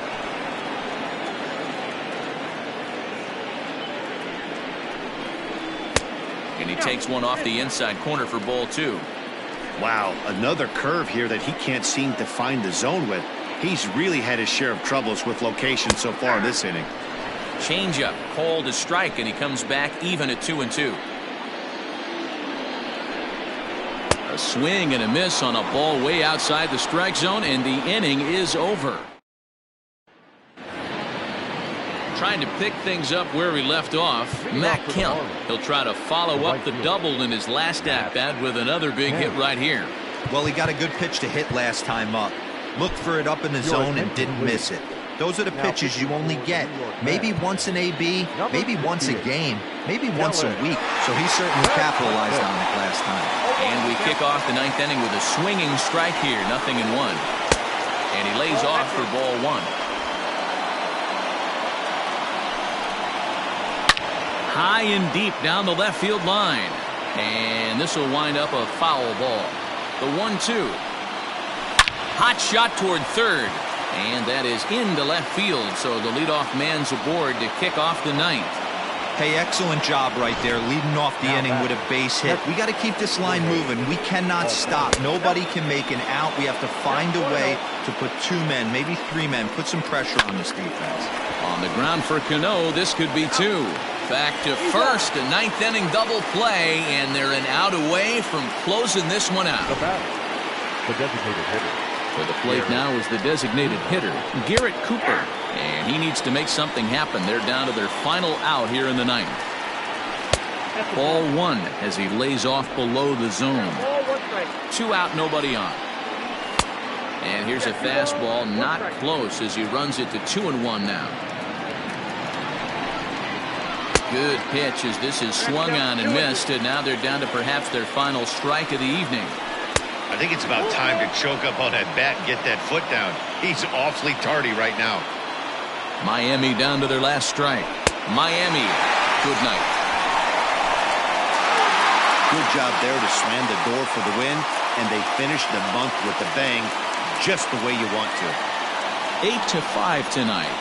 New York posted a 3-run first to propel them to the win. Steven Gonsalves takes the win on the mound, his second of the year. Pablo Lopez allowed 7 earned runs to cross the plate in the losing effort. Dylan Betances closes the door for the save, his 28th on the season. So that's a wrap here tonight.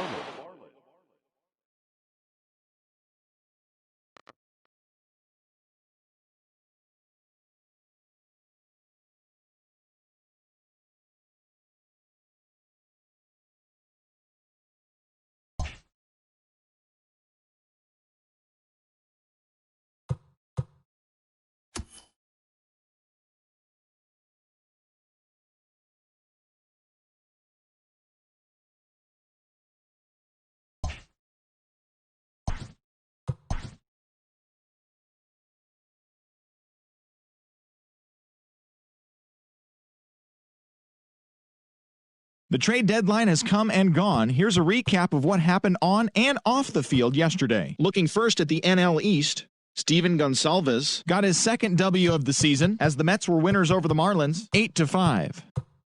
Trey Turner was fantastic at the plate, collecting 5 hits, helping the Nats down the Braves, 8-4. He is currently among the doubles leaders in the National League.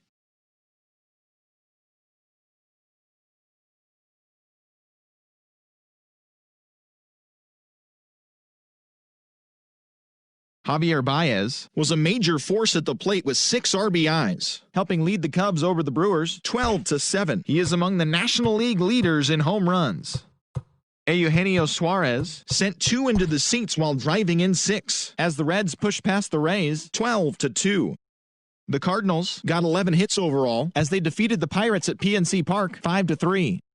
The Dodgers pitched well, allowing only 3 hits as they got a road win against Arizona 4-0. The Colorado Rockies combined for a 4-hitter as they defeated the visiting Giants 6-1. The Toronto Blue Jays got 12 hits in this one as they took down the visiting Orioles 7-4. The New York Yankees knocked out 12 hits as a team as they got the victory in extra innings over the Red Sox 5-4. Brad Hand grabbed his second win of the year as the Tribe defeated the White Sox 4-3. The Royals starting pitcher, number 21, won the game, finishing a complete game 1-hitter, leading the Royals to the win over the Tigers 10-0. Jose Barrios got the win, putting him at double digits this season with 10, as the Twins were victorious over Houston 5-4. Justin Anderson got his 6th win of the year out of the bullpen as the Angels got the win against the Mariners 3-2. They now have 5 straight wins. Marcus Semien was hot at the plate, collecting 3 hits in the game, leading the A's to the win over Texas 3-2. That's all for today's show. See you back here tomorrow. Have a great day.